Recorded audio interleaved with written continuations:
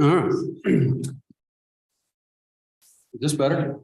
Good morning. Can we do roll call, please?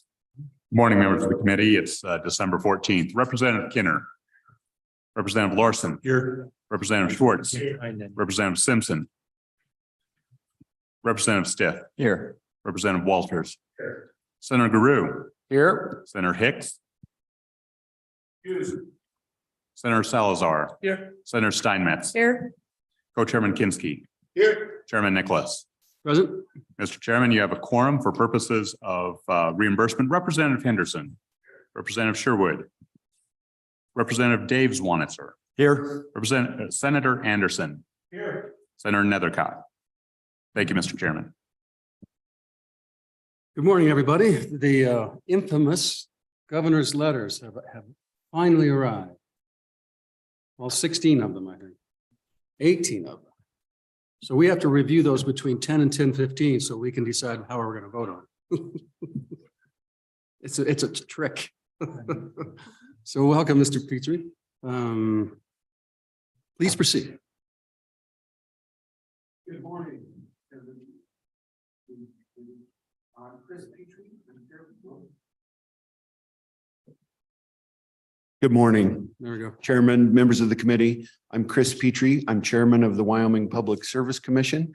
With me at the table is Marcy Norby, the Commission Administrator, and also with us in the room is Commissioner Throne. The Wyoming Public Service Commission regulates electric, gas, intrastate pipeline, private water utility service, along with non-competitive essential telecommunications services throughout the state of Wyoming. In addition, we administer the Wyoming Universal Service Fund and operate a safety inspection program that focuses on electric and gas infrastructure operations in Wyoming. That too is statewide. The Commission's primary statutory responsibility is to ensure that safe, adequate, and reliable service is available to customers throughout Wyoming at just and reasonable rates. The PSC is a relatively small agency with 30 employees and which is funded principally by the utility assessment and also receives some funds from the Wyoming Universal Service Fund assessment and federal grants that support the pipeline inspection program. And also a one-call damage prevention program. The commission does not receive any general funds. Its approved budget for the 23-24 cycle is $15,487,000. 9.7 million of that is funded by the utility assessment, with 5.3 million from the Wyoming Universal Service Fund assessment and about $366,000 from federal grants that support the pipeline safety activities.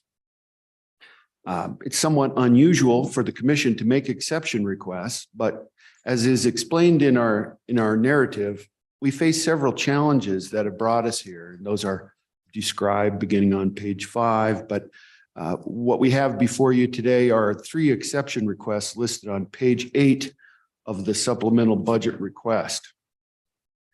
Those are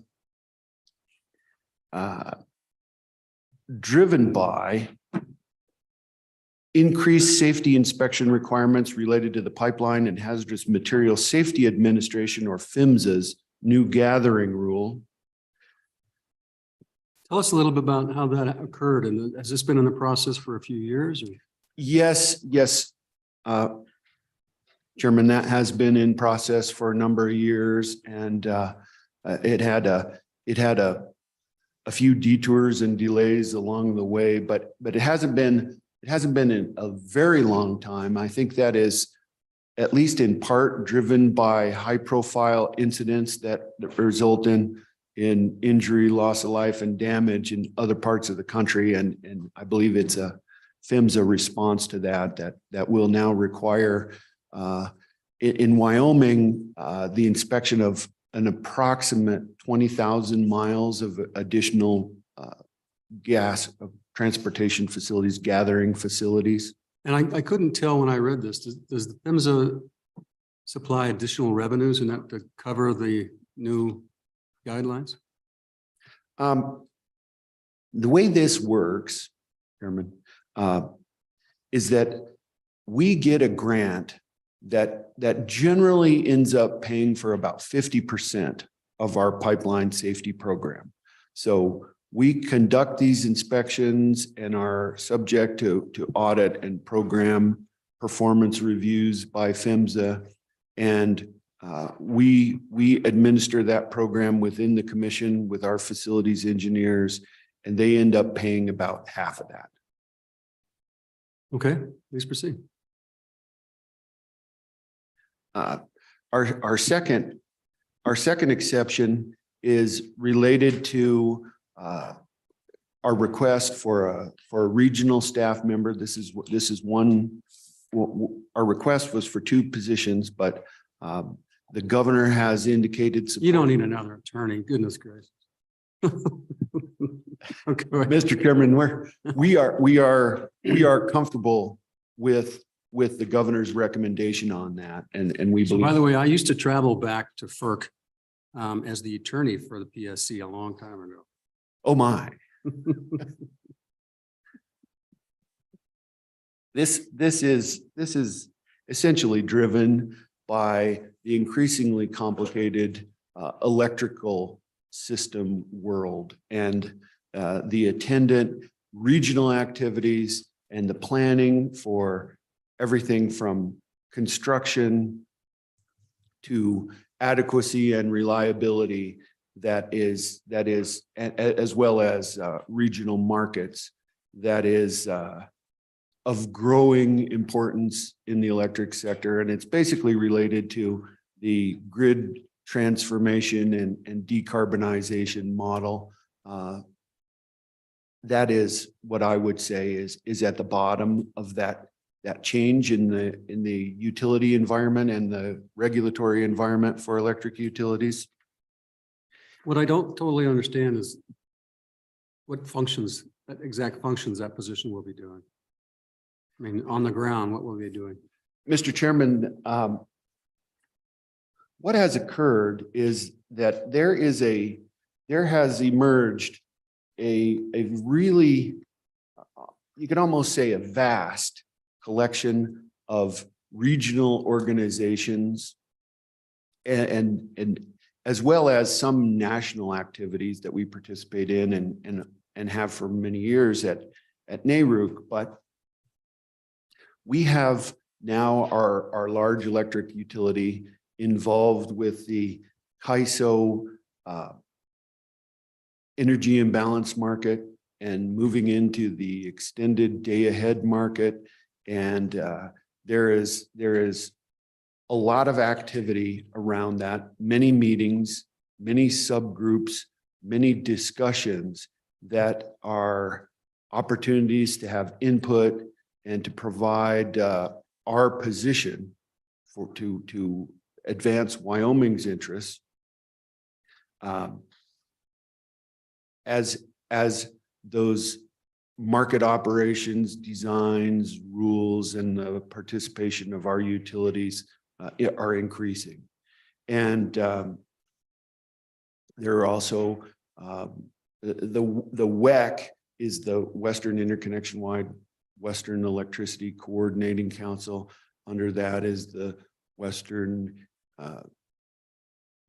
YRAB. Losing my acronym there, but it serves a reliability function. There's activity around the Southwest Power Pool, potentially. There are increasing FERC matters. There's Northern Grid and the Northwest Power Pool. All of these groups are engaged in planning various aspects of the electric grid operations. So there are many conference calls, many meetings, many document reviews, and those opportunities are there to provide input, but you have to be able to keep up with everything that's going on. One of the things that becomes difficult here is that there's so much of this going on that is not subject to our calendar's control. And the commission itself, with its regular casework, is quite busy, and there is a lot to do. And so the idea of having somebody in this position is to have a member of the staff at a fairly senior level who can participate either alone if necessary or with commissioners that are participating in those activities, and to disseminate that information around the commission, conduct our own analysis of the various options and positions that we might take, and to advise and inform across the commission as to what is happening and what are opportunities to So I'm weigh in. curious, when you're putting together your budget, you've got, if we approve everything, you're going to have 33.81% employees. And so it's just kind of odd. And I think it's probably kind of it's a bit of a nightmare on this side, or for LSO to work with half people and or 0.81% of people. So is there, I was wondering if you can, there's no reason not just to make it 34 or 33 and a half or something like that. I'm just curious, but go ahead. Yeah. Mr. Chairman, several years ago, the State Auditor's Office created the Fed Fund, and we were building our budgets to identify federal funds. And this position gets split between those two funding sources. So in total, it's a full position. It's just how it's funded. But is there a reason, even then, is there a reason still to use that? You can still do that, but we can give you another 0.19% position. If you add all the units together, the math is correct for the total number of positions. It's a developmental process for us. We see the value of having the Fed Fund, and in particular, it gives us a better understanding of how agencies are funding each object. So naturally, when we have these implementations, there are challenges to them. So in this case, they have a Fed Fund. Historically, we would just have it in the unit with the federal fund source, and there'd be one position. But now we split the units so that we can identify the federal funds. I think that's an opportunity for us to figure out how to best get that addressed in the future as far as that relationship with those positions. Okay. Go ahead. Sorry to interrupt. Mr. Chairman, that's there is, while we're on the topic of the federal funding, you might notice that for this request, we're requesting 85% of that to be paid through our administration budget and 15% through the federal funding. That is because of a timing difference between the federal grant application and administration and our budget cycle.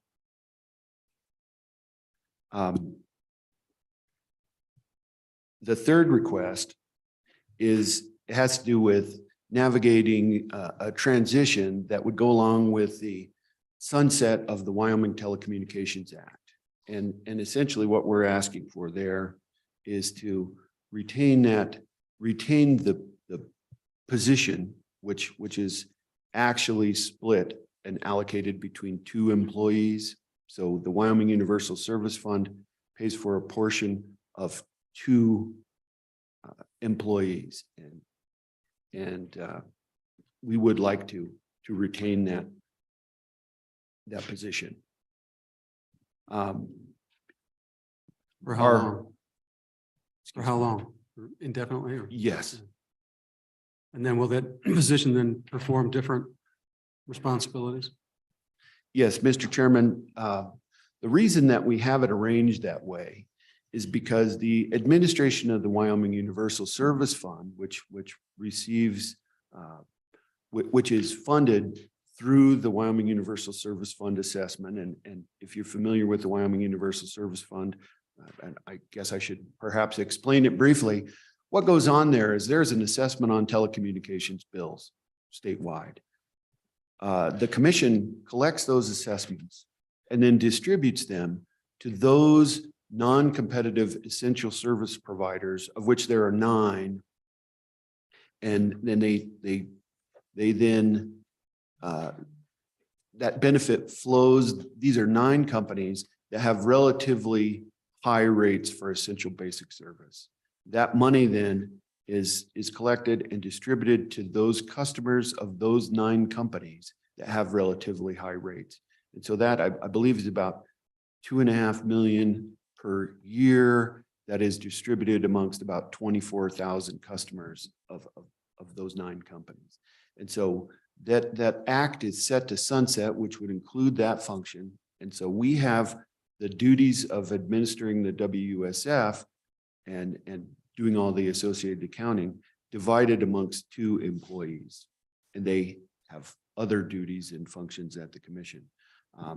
We've done that because it's the most efficient way to use that funding from the WSF and to get that job done. So we have an administrator of the fund and an accountant. I'm curious, did you, during the cuts of step 1, step 2, budget reductions, did you lose any employees? We did not. All right, Mr. please proceed. Chairman. Mr. Chairman. Oh, Senator Steinmetz. Thank you, Mr. Chairman. I just have a question about the Telecommunications Act. It looks like the Corporations Committee is setting that date for sunset out to 2025. How would that affect your requests and your agency? Thank you, Mr. Chairman. Mr. Chairman, If it passes. Senator, we're certainly aware that there is a bill in the works that would extend that sunset a couple of years or 3, 2. And if that bill does pass and the sunset is extended, then this request would need to be reversed. We would need to undo this. Okay, please proceed. Thank you, Mr. Chairman. Just to finish up on that, on your last question, the people that we have, one is the supervisor of our technical staff,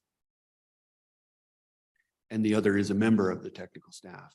And there is more than enough to do at the commission to keep them productively busy constantly, even in the absence of the WSF. So. Okay.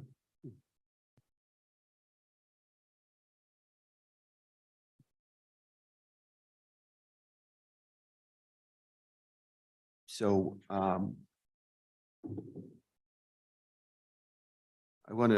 guess I'll start back, Mr. Chairman, to page 10 of our request, where we explain further about the need for 1 additional facilities engineer. That is currently a department with 3 people in it, 3 positions. These people conduct inspections on gas facility as well as electric and other facilities such as water as needed. The focus here is on the increased responsibilities for the pipeline safety program. That is, as I said, funded approximately 50% by a grant from PHMSA. And PHMSA has implemented a new rule the new requirements under that rule begin in May of the 2023. This is a requirement that larger and higher pressure gathering lines, which there's about 20,000 miles in the state, be inspected. This will expand the number of inspection days that are required of our people in order to meet the requirements of the program. And we don't believe that can be sustained with the current staff level. These are fairly demanding positions. It involves extensive travel, field work, And it also requires extensive specific training that is provided through PHMSA. We have experienced some turnover in these gas inspector positions historically. We currently have two excellent employees in those positions. One, however, is slated to retire in the spring. That will leave us with one fully qualified gas inspector, at least temporarily, and we will have to have a replacement that will undergo this specific training. The thing about this position is that once they obtain those credentials through this 3 years worth of extensive training, their skills and credentials are in pretty high demand, and we have had a number of people leave that position in the last decade for substantial salary increases. They end up usually going to either a federal agency or to some industry job. So we want to ensure that this work can be done without exacerbating that problem by increasing the demands on those employees to an unreasonable level. We've currently got a requirement for 220 days of gas inspections a year and 70 days of electric. We think the gathering rule is going to add about 96 inspection days for a total of just under 400 days. We also get some other work out of these inspectors. They're very helpful to the commission when there are infrastructure damage or accidents that require investigation. They assist us in the review of construction-related applications, certificates of public convenience and necessity for major facilities. And they also support the commission in its ESF 12 role, where we work with the Department or the Office of Homeland Security in the event that there's an energy-related emergency or any kind of a disaster emergency that has a utility implication. Mr. Chairman. Please go ahead. Mr. Petrie, I'm on page 11. And excuse my ignorance, these budget books are, I don't know whether I'm dense or they are, but the second paragraph is laden with acronyms. I kept flipping backwards to try and find out what the FED stands for. But basically, I see part of it shifted here, part of it shifted there. So you're showing $20,000 for one FTE. I'm trying to figure out what's going on, and if this only represents, I think, 20% of the expense, if I'm following the narrative, where's the other 80% showing up? Mr. Chairman, Senator, the larger portion of this, and I believe it's split 15%, 85% for this request. Okay. But the larger portion, and the Fed just is our abbreviation for the federal grant funding aspect of the budget. And the other amount is in the administration budget, the larger amount. So that begins on the bottom of page 16. Okay, I'm following you now. It's Okay. it's one position, so that's one position split between two. Gotcha. Two funding Thank you, sir. sources. Appreciate it. Thank you, Mr. Chairman. Learn something new every day.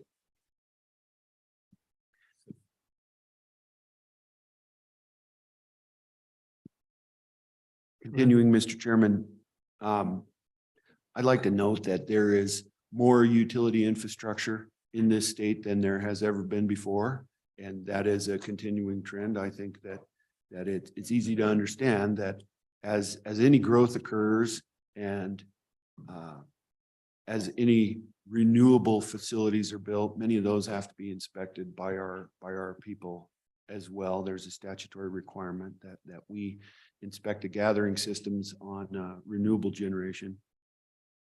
And so that means that this task is an increasing task to get out on a schedule where all the electric systems are seen during at an interval, a 2 to 3 year interval.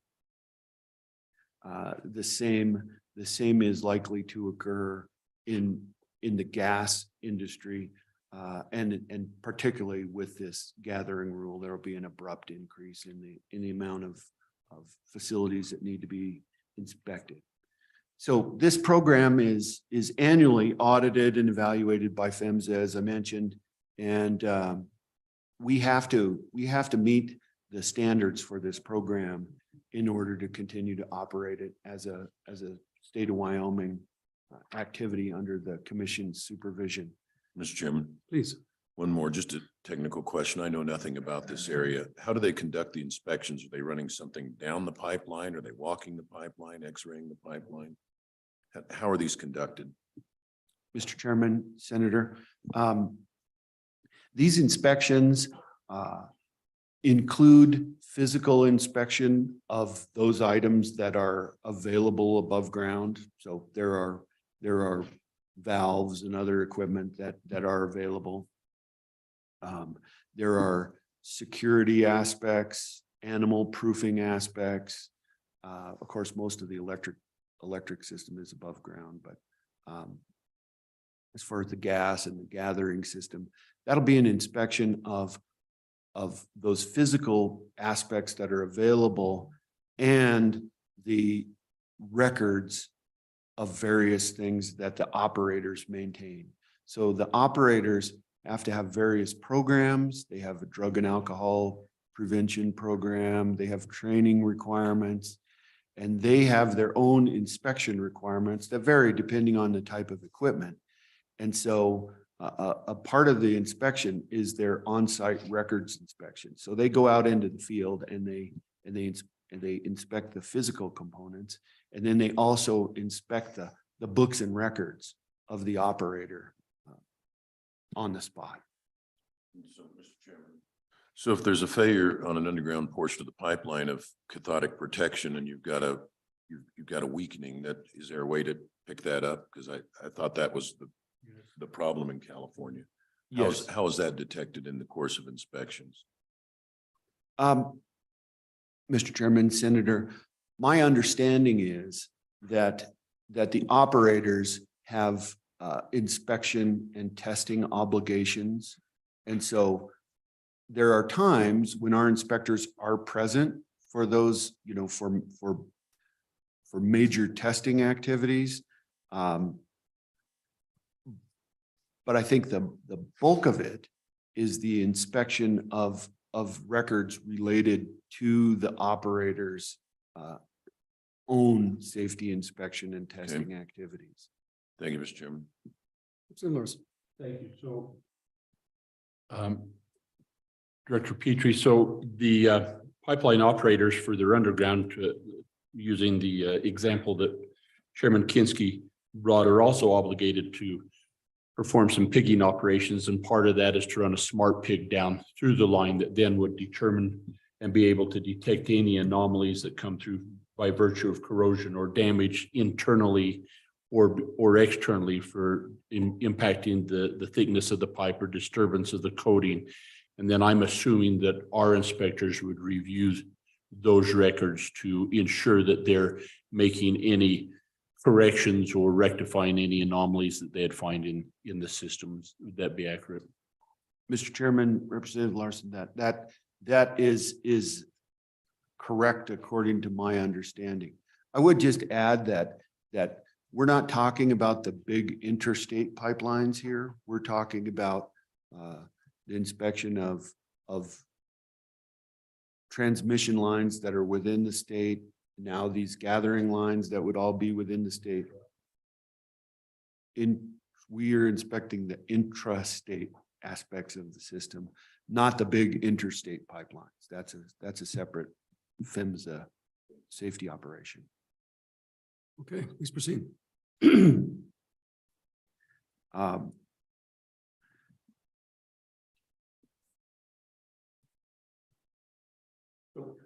Go ahead. With that, so if a producer has intrastate or has a gathering system within a field of operation for just his internal use, is the PSC then obligated to do that, or is it once he starts moving product for sale, like maybe an intrastate midstream? Is it all intrastate lines? Mr. Chairman, Representative Larson, my understanding is that this is all based on the diameter and the operating pressure of these lines. So the use of it won't be the determining factor. It's the characteristics of the line. Thank you. Okay, go ahead. In any case, Mr. Chairman, we believe that it's important to add this member to our staff, and we think it's also important for the commission's regular non-safety inspection related business to have these members of our staff that perform these inspections available to the commission for other purposes. It's we believe a more responsive and accessible arrangement, and we would prefer not to see this program in any danger of reverting back to federal operation.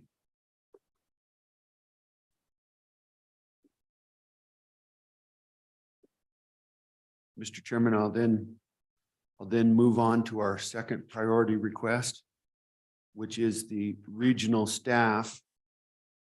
And as I mentioned, this request was for 2 additional members of the commission staff, and this begins on page 19.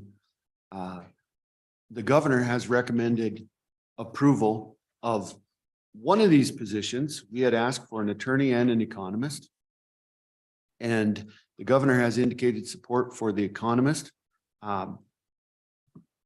I think that one additional senior level staff member under this job description of an FIEC 11 economist or principal economist, I believe the actual category is, would be great assistance to the commission and provide great benefit to the state in this burgeoning regional activity environment. Our electric utilities are operating and being regulated in an environment that is characterized by rapid and fundamental change. And as I said, the reason for this request is basically can boil down to the much discussed efforts around the country and in our region to transform the grid, which essentially to me means to decarbonize the electric system. This has produced and will continue to produce dramatically increasing and more complicated efforts to plan resources and operate the grid from a regional perspective. It's very likely to also put the commission in a position where we will have an increasing level of involvement in FERC matters. We are the last part of the United States that is not involved in a regional transmission operator arrangement.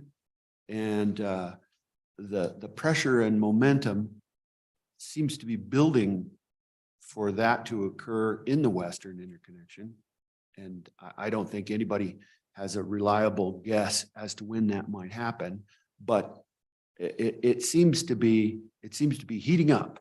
And if that does occur, essentially you have another utility that is regulated by FERC that has important implications for Wyoming rates, for Wyoming service adequacy and reliability. And I would foresee that the commission will have to involve itself much more in the business that an RTO would have at the FERC. Mr. Chairman, Please go ahead. Chairman, Director Petrie, this principal economist, will one of his or her responsibilities involve evaluating the integrated resource plans submitted by utilities that analyze whether it's economically advantageous, for example, to shut down a coal-fired electric generation power plant, and specifically whether it would be your intention that economist might also look at some of the negative externalities and incorporate that into the economic analysis of such integrated resource plans. Mr. Chairman, Representative Stith, I do anticipate and foresee that this economist, if they're added to our staff, would play a role in the review of integrated resource plans. All the integrated resource plans, essentially, that the commission receives are from electric utilities that operate in multiple states. And so the nature of that is fairly closely tied to these regional efforts. The IRP itself is developed in the context where all of these regional activities are occurring. So I consider them to be closely tied together, and I would see this economist participating and assisting in the commission's review of all aspects of the IRPs. Go ahead, please. Thank you. And Chris, in follow-up to Representative Stitt's question, then would he have the ability, or maybe you guys do this already when they come out with an integrated resource plan, to validate that the assumptions that they make are valid? Mr. Chairman, Representative Larson, that would certainly be part of the effort. The assumptions that go into an integrated resource plan are critical to the results that come out of the other end of that computer model. You know, it's a very complex model, and certainly inquiries have to be made into the reasons for and the propriety of any assumptions that are then baked into the thing. Thank you. Please proceed.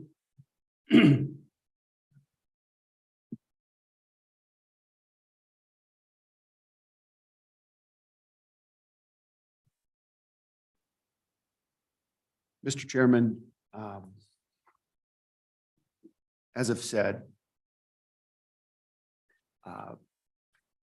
we believe that this additional staff member, a senior level economist, to assist the commission with participating in these regional activities would be a great benefit to us and consequently to the state, which is the point of the whole process. And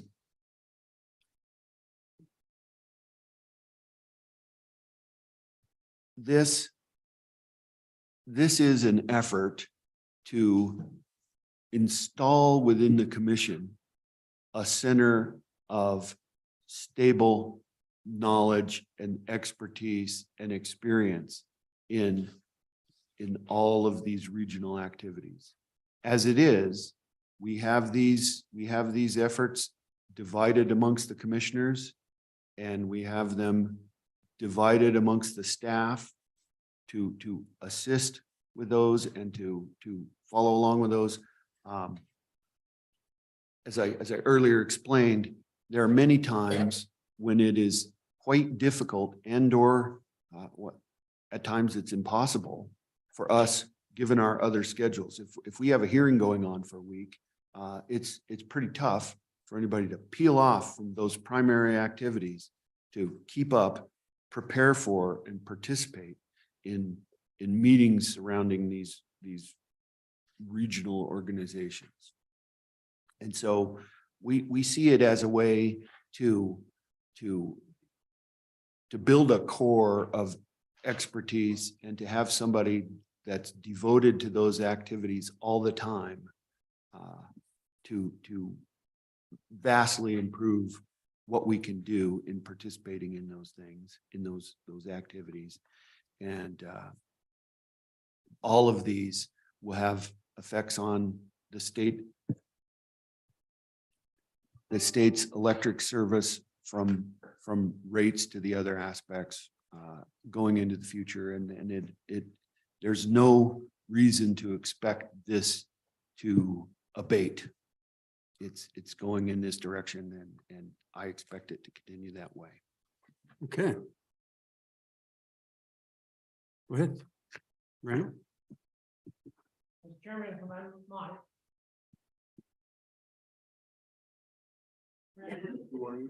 There we go. If I can even figure out the microphone, I'd love to participate. I just, Randall Luthi with Governor Gordon's office. Randall Luthi of Governor Gordon's office. I just wanted to add the governor's amen to this position. And Chairman Petrie just does an excellent job on explaining the whys. Mine is a little more crass, possibly. We are in a region that does not have an RTO. There probably isn't a week that goes by when I don't get some kind of information or request from either other states, other governor's office, or other utilities asking when is the West going to form an RTO? Most of those utilities are consumer-based, meaning those states to our west are largely those that are requesting that we move forward in this.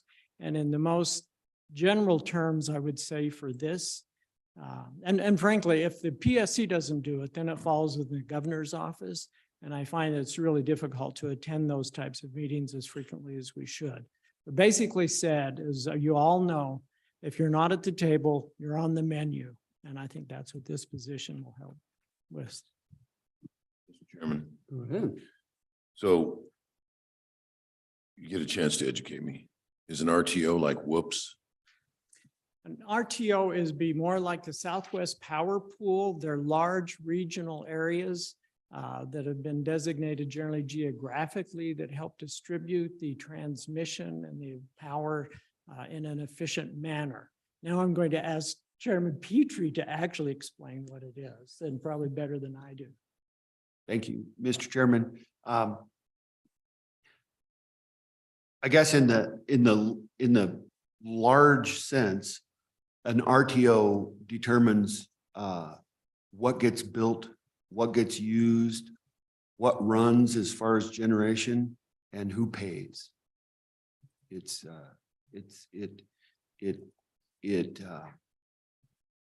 exercises great control over the bulk power system, the big part of the grid. It has nothing to do with our local distribution, but the big part of the grid gets largely handled by the regional transmission operator, RTO. And if you operate the transmission, that determines everything else. And that is essentially a utility that's in interstate commerce and regulated by the Federal Energy Regulatory Commission. Mr. Chairman. Please. So I'm just looking for an analog. I'm familiar with whoops. Is it like that? I mean, it's a power conglomerate. Either there's Washington, Oregon, some of these other states belong to something, or there's one in the Midwest, Minnesota, North Dakota, and it's all the power generators determining interstate something or other. Mr. Chairman, Senator, there are some similarities, I suppose, but this is an RTO is an actual utility that operates the transmission system, and consequently, the building of and pricing and operation of the transmission system has clear impacts on what generation runs, who pays for what, where your power is going to be generated, and by what means has a big impact on the cost. And so the key thing with an RTO, as opposed to something like whoops, is that it's an actual federally sanctioned, FERC sanctioned transmission utility that spans a geographic region. So, Mr. Chairman, follow on. So given that so many of the states around us want to shut down all fossil fuels, including our power plants, tell me what the advantages of joining an organization that potentially could dictate what transmission we do or do not have. Mr. Chairman, Senator, there are reasons that there is not an RTO in the West. And the reasons, I believe, are that there is and always has been quite a divergence in generation preferences. You've got hydroelectric in certain areas. You've got coal. You've got natural gas. Now there's a bigger than ever component of renewables. And so the issue with joining an RTO is determining whether you're going to benefit or not, who's going to benefit and who's going to pay. And so it could be that an RTO proposal would not present great benefits for us in Wyoming. It might instead advance the goals in other jurisdictions, other policies that are more focused on reducing carbon emissions, for example, or any other, any other state or sub-region policy might get an advantage from the centralized control of the transmission system and the determinations on what's going to get built. Essentially what we've got is a developing movement towards a more complicated system. And the use of more and more renewables on the power grid involves more elaborate coordination of generation resources. So as we roll into the future, we'll have not only renewable resources and dispatchable power like coal, gas, nuclear, but storage devices, whether that's pumped water storage or battery storage or storage associated with nuclear generation.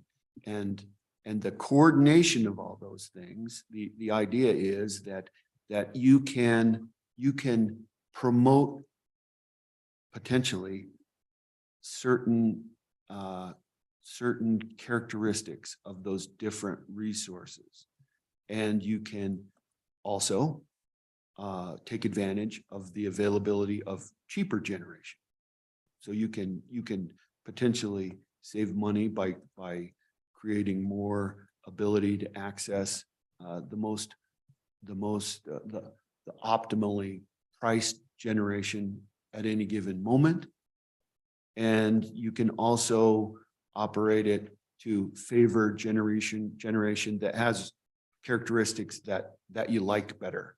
And so this is all to be determined by how the RTO is designed and how the tariffs for the RTO operate. Mr. Chairman, if I may, Mr. Muthi, Mr. Petrie, we would be forming an RTO that is in our best interest then, rather than joining an RTO that exists that's contrary to fossil fuels and our economy. Is that what I'm hearing? Mr. Chairman, Senator Kinski, an RTO would be on some regional geographic footprint, and it would not be the state who joins it, it would be our individual utilities. So we could have a situation where the Black Hills companies are involved in an RTO like Southwest Power Pool, or we could have an RTO that would include Wyoming, Utah, Idaho, part of Montana, and Washington and Oregon. And whether any of those proposals is beneficial to Wyoming, we would have to evaluate. We expect that a utility who wishes to join an RTO would comply with our rules that require that if they relinquish control of parts of their system, they relinquish operational control of parts of the system which is involved in an RTO, that would come before the commission for approval before it would occur.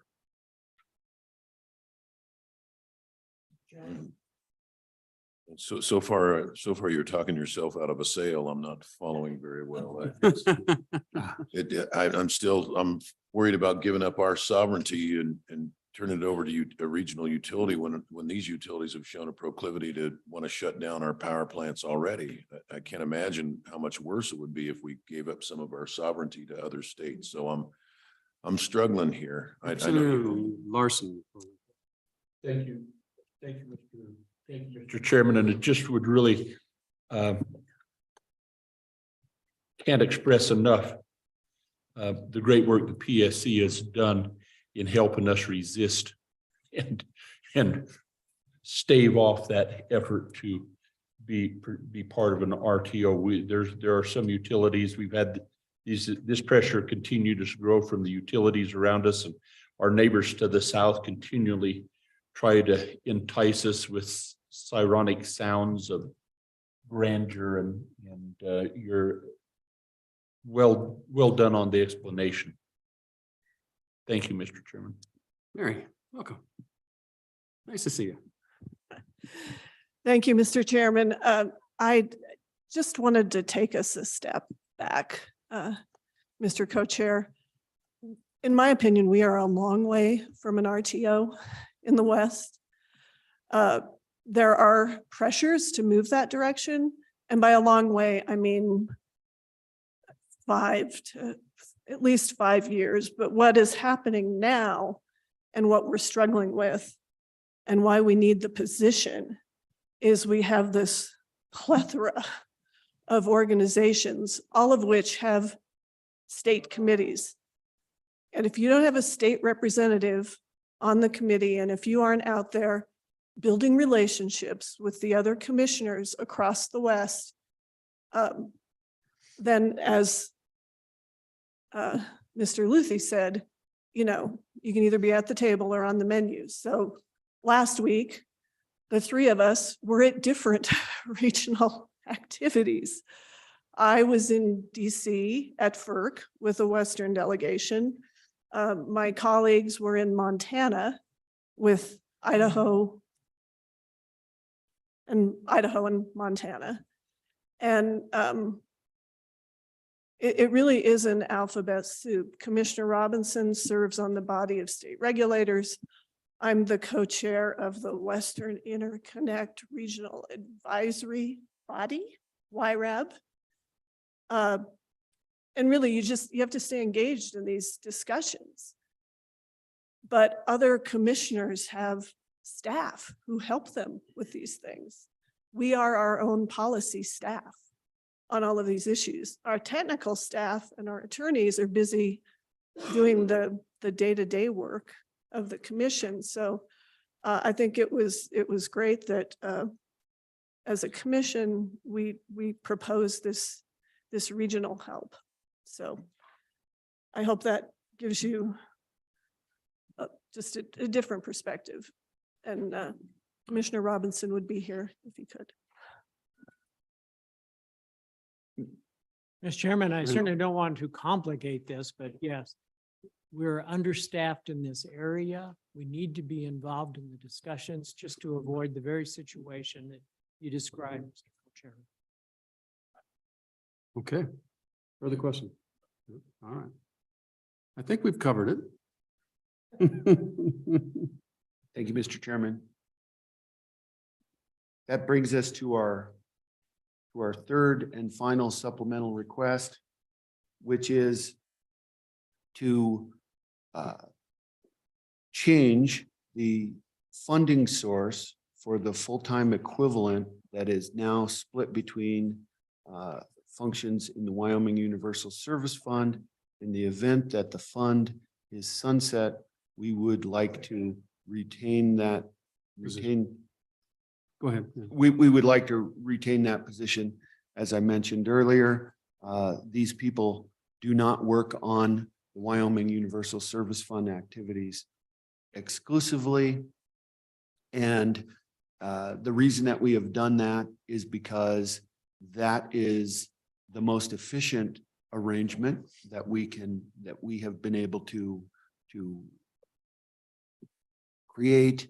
And we believe that we currently get more than we get more utility out of the positions that we have with that arrangement. And so if we were to lose a full-time equivalent position due to the sunset of the act, we would end up worse off on our regular casework capabilities. Okay, And that has also been supported by the governor. okay. Further questions? Mr. Petrie? All right, I think we've covered it. Thank you for your presentation. We appreciate understanding the needs. Thank you. Okay. Next, I think it's tourism. Mr. Chairman, John? just while the agency is here, there is a bill sponsored by the Joint Corporations Committee, Senate File number 2, which extends that sunset date. So if the committee is so inclined, you will likely have that contingent language on their budget. Yeah, please do. Okay, thank you.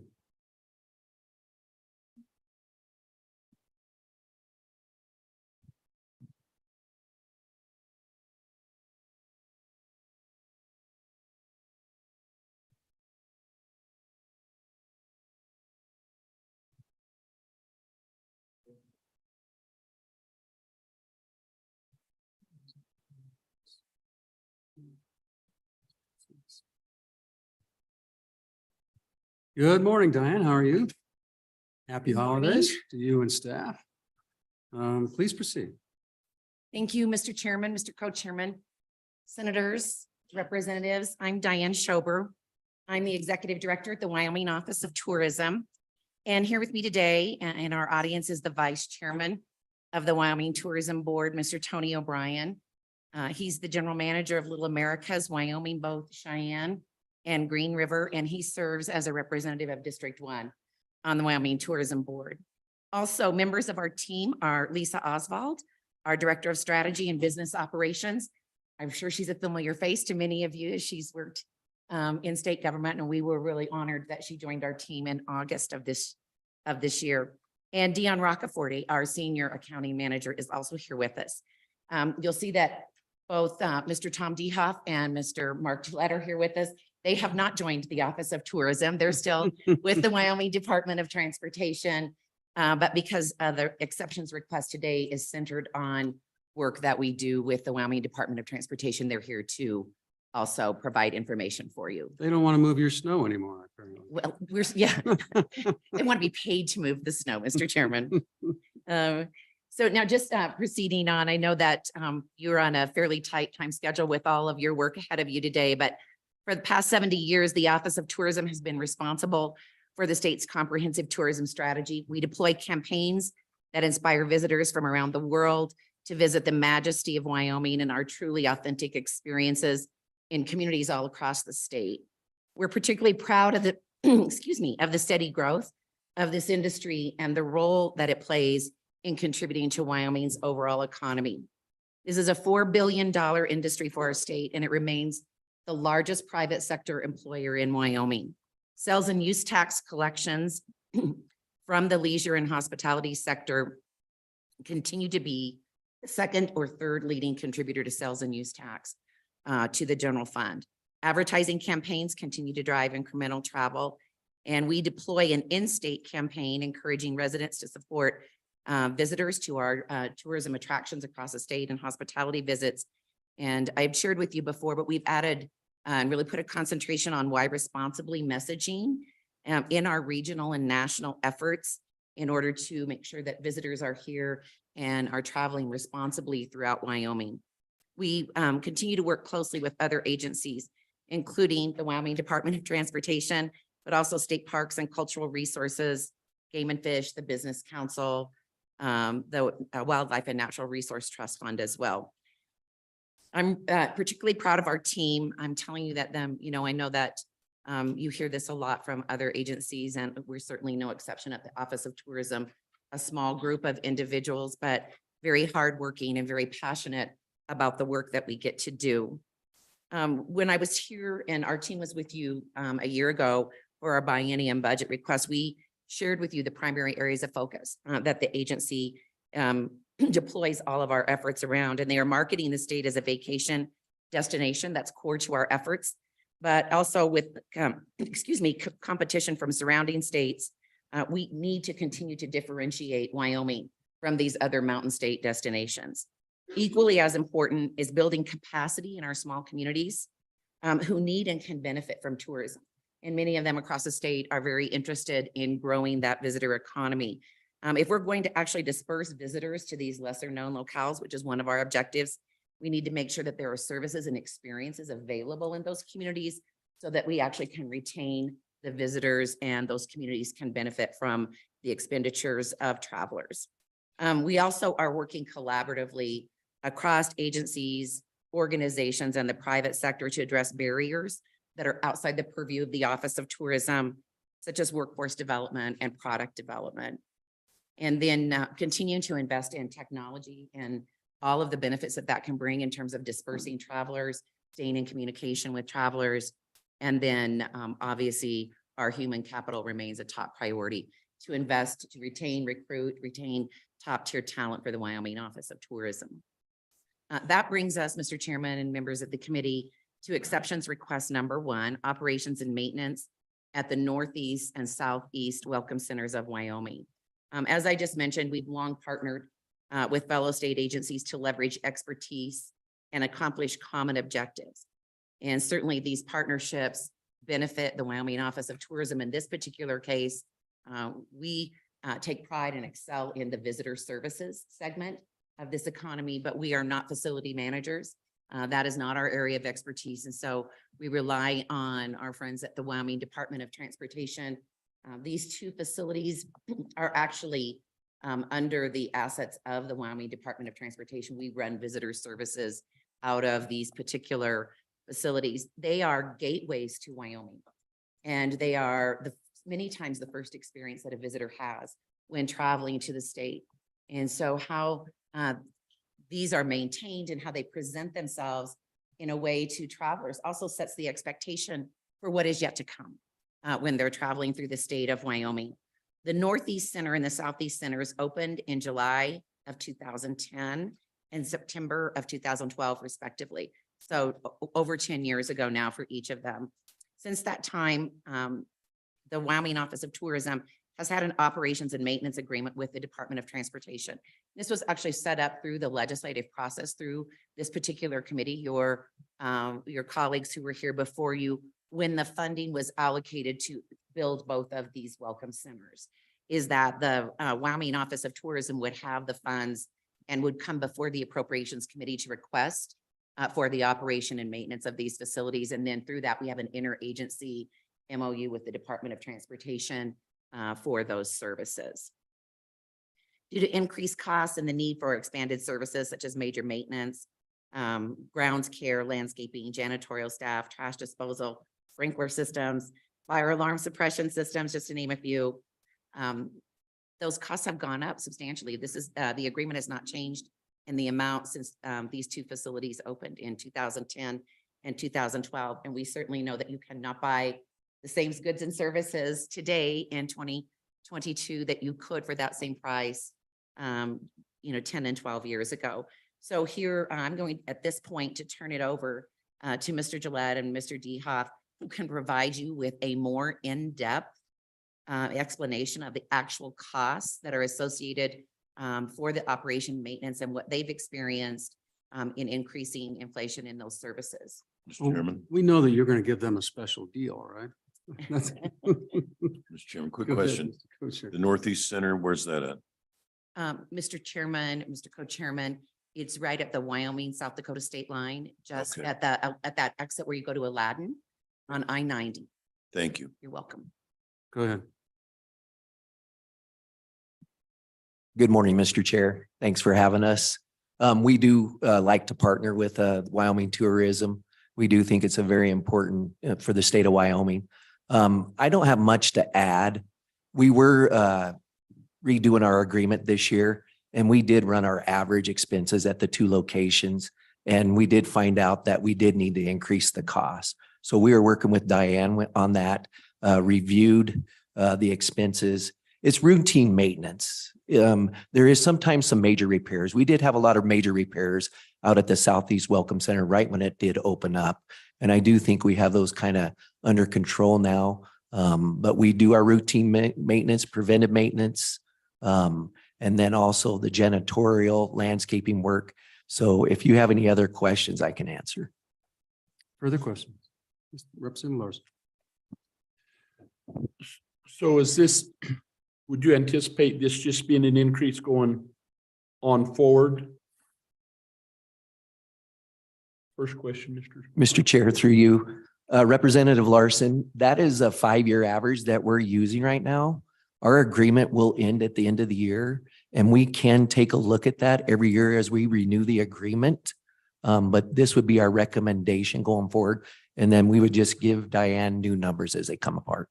So, Mr. Chairman, this is just, if I heard you correctly, this is just routine maintenance. And you're saying, so 300, this is a biennial number, so we're increasing it 150,000 per building per year. What's the total cost for those buildings? Do you budget for that routine maintenance? This isn't no major maintenance. This is just keeping the building operational. Mr. Chair, through you, Representative Larson, this is routine maintenance, no major maintenance. If major maintenance comes up, we would have to put something off and, decide if we need to fix that. Now, if Wyoming Tourism wants to do a remodel or do something, then we would ask her to budget that. So, Mr. Chairman, thank you. But so then what, with this adjustment, what is your budget for those buildings for routine maintenance with this additional 150,000 a year? Right now, total between the two buildings, it comes to $600,000 per year or 1.2 per biennium. That is the 5-year average. And that includes this addition, Mr. Chairman? Mr. Chair, through you, yes, it does. Okay. Please. Thank you, Mr. Chairman. These welcome centers are similar to the rest areas in a lot of regards. Have you seen a doubling of your expenses at your rest areas throughout the state? Through you, Mr. Chair, Representative Walters, I don't know exactly double. A welcome center has a lot more square footage and it has I want to say a museum, or, it has things for people to see. At our rest areas, it basically is just the restroom facilities. So it's a little bit different. So I would not say double, but we have seen increasing costs in services for contracts with our caretakers for our rest areas. Hello, Mr. Chairman. So then, Diane, maybe this is to you, but what's our visitation on those? Mr. Chairman and Representative Larson, share the averages with you.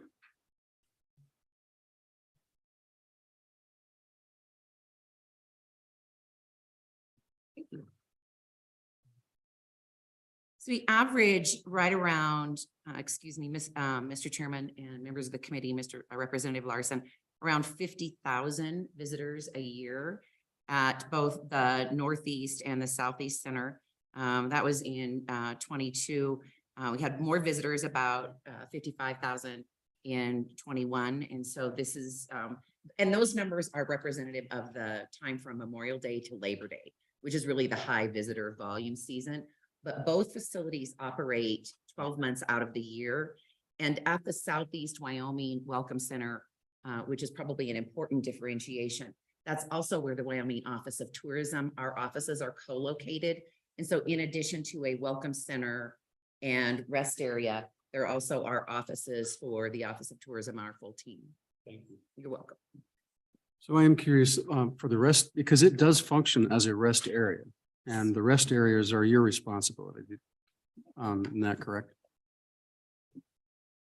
Mr. Chairman, you are correct. There are restroom facilities there. We do have a rest area 10 miles just down the road from the northeast center. And the one on the southeast, I mean, there are trucks there almost permanently full-time. I mean, there's enough turnover there. So I'm just wondering if it makes more sense that it'll be a shared responsibility versus tourism paying for all of it. Have you had that discussion? Would you like me to? Who won, I guess? Mr. Chair, through you, again, the welcome centers are of a unique, it does provide the gateway into the state of Wyoming. I'll do an example at the Southeast Welcome Center. If the Welcome Center wasn't there, we would probably not put in a rest area to compete with the locals, because you do have the truck stops and the businesses right there. And so we probably would not have a rest area in that location. Well, I can see where this argument's going to go. So my question, Diane, is have you put this out to bid to see what it would cost to do it, have it done privately? Mr. Chairman, no, we have not, because we rely on the Department of Transportation. And I don't know what discussions you probably have had those, I'm sure, within your own agency. But we have not done that from the Wyoming office. I'm just curious, I mean, this is $1.2 million a biennium for these two locations. There might be a few folks who would love to do that, take that job, but it might be less expensive. I don't know. Mr. Chairman, through you, most of the services that are being provided at both locations are contracted out. YDOT does supplement that, especially if it's an emergency or it needs to be done right away. But most of the services are contracted out right now that we provide. Are those through an RFP type of a process? They are through YDOT's procurement processes, yes. Senator Grew, I think. Thank you, Mr. Chairman. I just want to make sure I had it all straight. YDOT owns both these buildings. They are YDOT's buildings, but at the southeast, let's stop there. I'll let you answer that question. We'll go from there. Mr. Chair, through you, yes, Senator Guru, those are YDOT facilities. But particularly with the southeast one, it's also kind of a multifaceted deal. It houses the Office of Tourism, also a welcome center. Also, as the good co-chair reminded us, it's also kind of a laissez-faire truck parking area as well at times. So it's a pretty multi-purpose function. And if you were to did I hear you say right? You do contract out some of those services of which part of the $600,000 contract? Mr. Chairman, I would say the majority are contracted out at both locations. Okay. Thank you. Mr. Chairman. So I do have a question on the services that you contract out for tourism. Do you have an add-on component where you actually, do you just bill them for direct costs, or do you have, through your contracting, do you make money or a percentage off of it? Mr. Chairman, Mark Gillette, Chief Engineer for YDOT. No, we do not add anything on. As Mr. Dehoff said, the large majority of the services that we provide there are contracted out through our normal procurement process, competitively bid. And really, since we started, we have spent more money in maintaining these facilities than we've received back from tourism. Mr. Chairman. Go ahead. Follow up. Diane, this one's for you. The square footage that you use for your offices in this kind, do you have an idea? And then I know you have, tell me how many employees you have down that are housed there. Mr. Chairman and Senator Guru, I do not know, I can't recall the square footage of the Southeast Center, but our offices probably encompass about 2/3 of that. Part of it is warehouse, where we store a lot of publications and different information. YDOT also has a shop that's co-located there with the Office of Tourism, and then the Welcome Center itself, where there are the interpretive exhibits. And then the rest area, I would say is, maybe it's 50-50, you know, in that. And the parking areas are quite substantial at the Southeast Wyoming Welcome Center. Game and Fish does their watercraft inspections there every year. They have a small facility set up on the very south part of the parking lot. And obviously it is, you know, for emergency purposes during inclement weather, utilized by travelers, not only through freight and trucks, but other traveling too. It's, you know, was designed specifically to address those safety initiatives. When it was set up at the Northeast Center, we do have 1.5 staff that are there, located at that facility. But probably the interpretive and visitation area and the rest area are about 85%. And then only there's a small office that is utilized for the staff that are at the Northeast Wyoming Welcome Center. And we have 22 staff here in Cheyenne. Okay, the questions, Representative Stiff. Mr. Chairman, Director Schober, just wanted to clarify what appears to be a discrepancy, I think, at least what I'm hearing and what's in the book. The budget book seems to say that on page 19, that the $600,000 is itself already biennialized. So that it's $600,000 for 2 years, not for 1 year. But then I'm hearing that it is 600,000 covers just 1 year. So which is it? Mr. Chairman and Representative Stiff, thank you. I think that does get a little confusing. The current appropriation that's in our budget right now is $600,000 on a biennium. And we do the MOU with YDOT on an annual basis of $300,000. And so there is an existing $600,000 biennial spending authority that's in the existing budget. This is asking for an additional $600,000 on the biennium to be biennialized going forward. Mr. Chairman, thank you so much for that clarification. So if I understand it right, to do the custodial work, clean the bathrooms, mow the lawn, for each one, it's $25,000 a month. That's what it is. If he did his Mhm. Yes, ma'am. Kevin. Mr. Chairman, you'll note the governor's recommendation. I recommend approval of 600,000 ongoing request. However, this request is a biennial amount. So it is for the 600, it is for this biennium, but we will not double it for the next biennium. All right. Well, that was fun.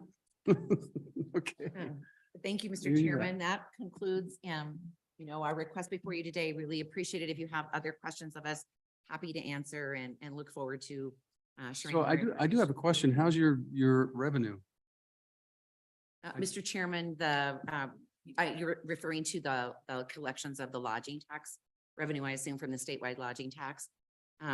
Collections are down in this fiscal year over last fiscal year. They're down, averaging about 5%. But that stems predominantly from the impacts of the floods in Yellowstone that happened in June of this year. That affected not only, you know, those gateway communities. We derive a lot of our revenue from the lodging facilities in Yellowstone, and about 50%, a little over 50% of all lodging revenues come right out of Park and Teton County, which encompasses Yellowstone. But that also had ripple effects across the state. Fortunately, you know, the park was opened a short 13 days later, and but the facilities at Mammoth, even being closed through winter, still are. We're still feeling a little bit of the impact of that. So we're pacing about 5% less on average for the year so far than where we were a year ago.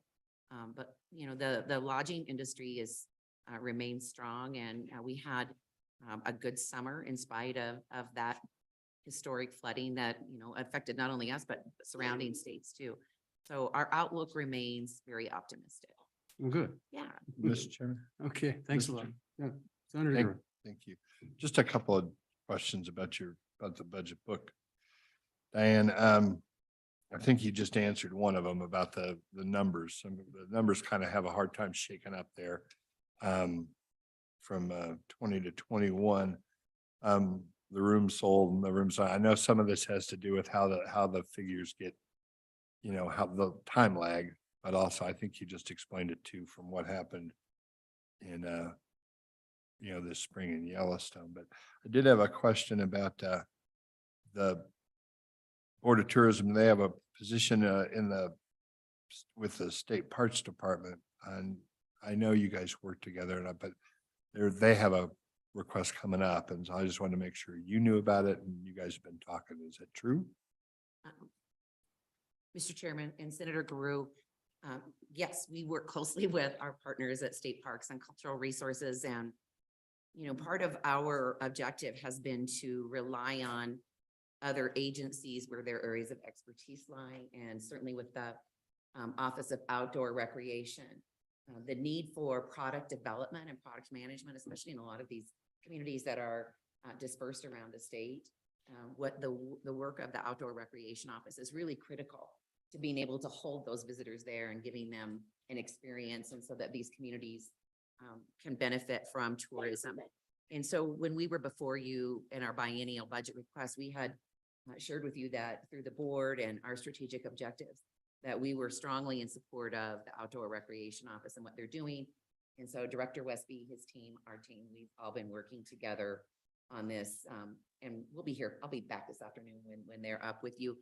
I do want to make one clarification. I think in the budget book, there is a report that's included in there on the Salt to Stone initiative that was part of our biennium budget over a year ago. And there was a requirement that we provide a report to the Joint Appropriations Committee. And so this carried forward. This is a program that has been completed. That money was expended. And so when you're looking at rooms sold and some of those other things, that's actually just for a section of Wyoming that was defined in that particular initiative. So that wouldn't be representative of everything across the state. That's just one small area that was within that particular project. Okay. Thank you, Director.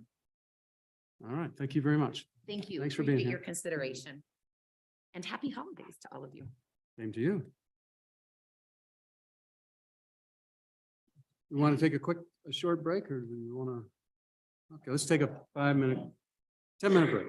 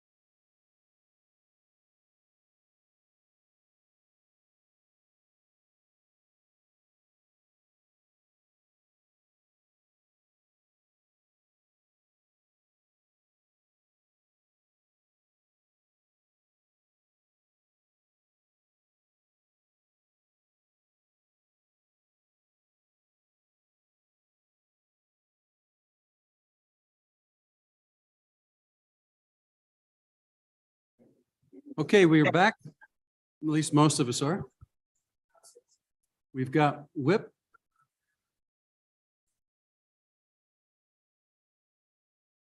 Welcome. Please proceed on update on WHIP. Get close to the mic. Okay. That's good.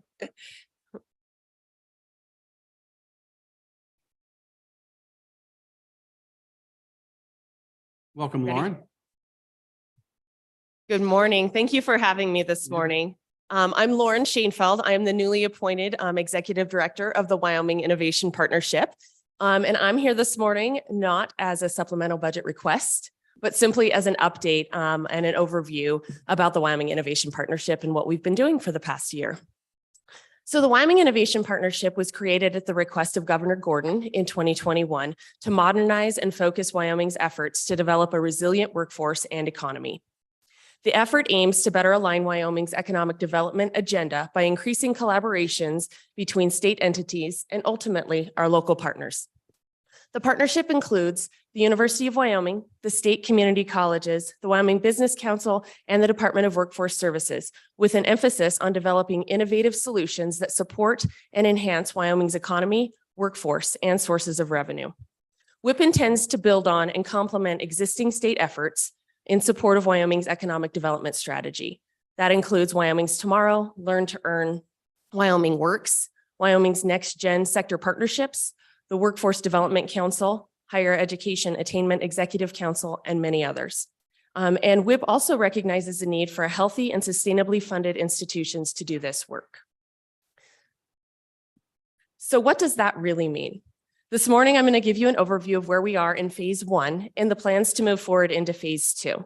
I also have President Dale from Western Wyoming Community College and President Tribely from Sheridan College to talk about 2 of the programs that have been built using WIP funds. You'll see that each of these programs are very different and satisfy a very different workforce need across our state.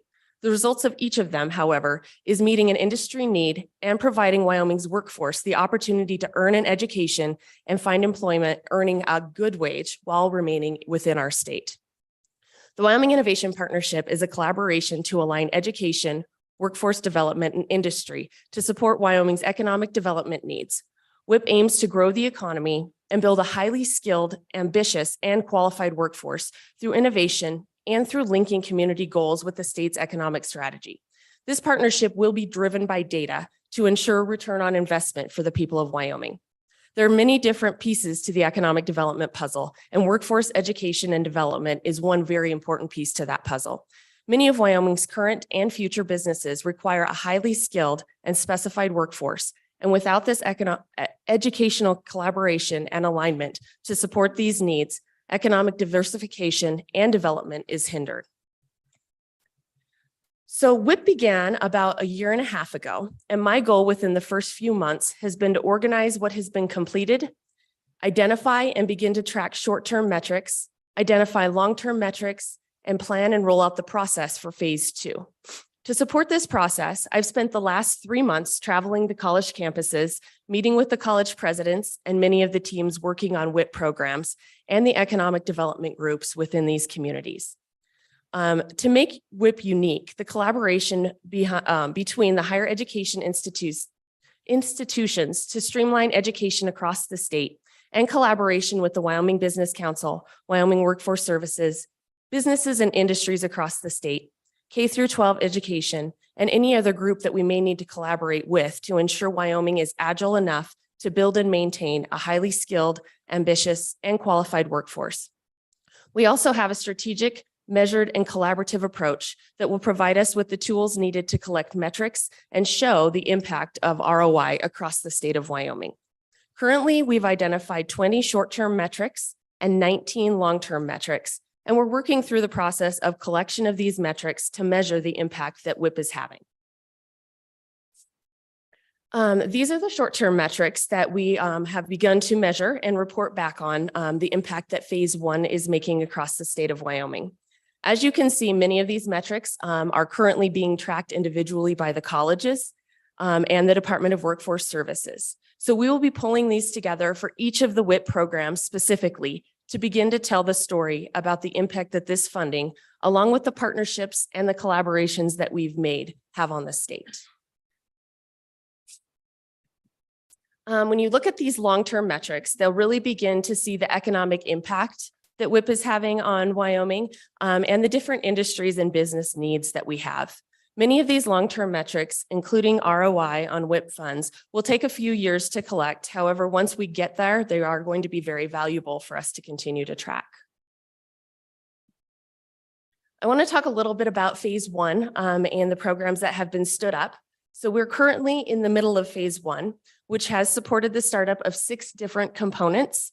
And those are 17 different programs underneath those components. Phase one included purchasing equipment, finding and hiring instructors, building curriculum, and receiving approval and accreditation of that curriculum. We expect that most of the phase one charters will continue into phase two of the program. However, we will be utilizing data to determine the impact and the return on investment throughout as we look at continued funding. The timeframes and phasing of WIP. So it's a brief overview. You can see that phase one is standing up the partnership, and we will really begin to see metrics for phase one towards July of 2023. Phase two is where we'll begin to see the shared curriculum at multiple colleges. And towards the end of phase two, we will also see students beginning to transfer either to the university or to enter the workforce, depending on which program they were enrolled in. I'm currently in the review process for the phase two application, which we will identify some key metrics for phase two. We will identify key business partnerships and collaborations and next steps. In phase two, we're also looking at how we can more inclusively partner with our K through 12 education system, businesses and industries, as well as some trade schools across Wyoming. And then phase three is when we'll begin to really realize the return on investment for this WIP investment, along with the collaborations and the partnerships that we have across the state of Wyoming. So I have included this QR code in your packet. And this leads directly to our website. We have updated this website to include a lot of the short summaries for each of the programs. So you can get in and look at more information online. And then we will also have some updated brochures to be sharing throughout session, upcoming session for everyone. So if there are any questions for me right now, I would entertain those. If not, I would be happy to turn it over to President Tribely at Sheridan College to talk about the software development program that they've been able to stand up there. So first, why don't you tell us a little bit about you? About me. How long you've been in this position and what you did before? Absolutely, Mr. Chair, Mr. Co-Chair. So I actually grew up in Sweetwater County. I have been in this position now for 3 months minus 2 days. And so this has been drinking through a fire hose. I'm very new to this. I'm also a county commissioner in Sweetwater County. So I've been familiar with the work that's been done there in economic development and education partnership as well. I worked at the J.R. Simplot Company in private industry. And then before that, I ran a nonprofit organization in our community. So I've got a variety of different roles under my hat, and I'm very excited to be a part of this team, and I'm really excited to work with our community colleges, the Department of Workforce Services, and the Business Council. So you won't hold having Representative Stith on this committee against us, right? I'll try not to. Okay, good. We've had some side conversations. It's okay, Mr. Chairman. Okay, further questions? All right, well. Turn it over to President Tribely. Thank you, Ms. Shankfeld. Can you hear me in the room? So far, so good.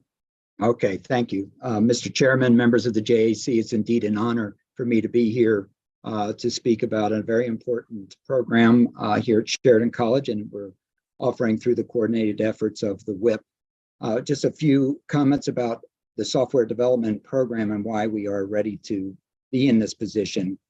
Here in Sheridan County, going back as far as 2016, we have enjoyed the strong support of a local benefactor, Whitney Benefits. Whitney Benefits has contributed over $1 million to basic computer literacy, both through the K-12 and here at Sheridan College.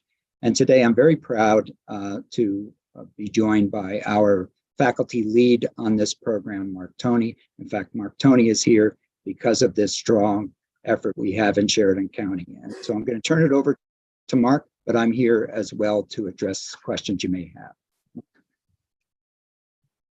Thank you, Dr. Driveway. Thank you, Chairman Kinski and Chairman Nichols, and all of the members of the committee. I'm, as I told the Joint Education Committee, I'm both thankful and honored to be here. I'm thankful because Wyoming provided me a computer science education that allowed me to have a 30-year professional programming career. I started a company with my wife and as a software developer and moved that back to Wyoming. My children, my wife and I's daughters are both computer scientists and took advantage of the Wyoming educational system to achieve that. I was introduced to computing in Encampment, Wyoming, in a log cabin. So the school was not entirely a log cabin, just the business department had to be in a log cabin, and we walked outside and I was introduced to computing there. I graduated Sheridan High School after taking several years of programming, and I received degrees from the University of Wyoming, both bachelor's in computer science and a master's. My Wyoming education has afforded my wife and I and our family a wonderful life, and I am here to help other students and citizens in Wyoming achieve that same goal. So I am honored to be here to present because I represent a lot of people. As we saw, I represent people that saw the vision in Sheridan County many years ago through Whitney. I'm here with an administration that sees the vision, and I'm representing people across the state from UW, Mike Borbek, who is in the audience, I believe, Ray Hageman Davis, Tammy Roberts from Western, Astrid Northrup from Northwest. So all of these people and many others are behind this, and I'm here representing them in this project. So software development, in a nutshell, is providing a new path into the field of computing, a path that allows more people to get into it that can't get in there right now due to some barriers. So I'll advance to the next slide. Our current path to computer science has been in place for over 3 decades. My daughter is a junior at UW, and she will graduate with a degree in computer science and a transcript that matches mine almost identically down to course and prefix. Now, this is a wonderful program, and it produces a computer scientist at the end of the day. And 30 years ago, a career in this field required you to have a computer science degree. The tools, the processes, the technologies were extremely complicated and required this level of education. Today, the field has blossomed, and this current path has some significant barriers.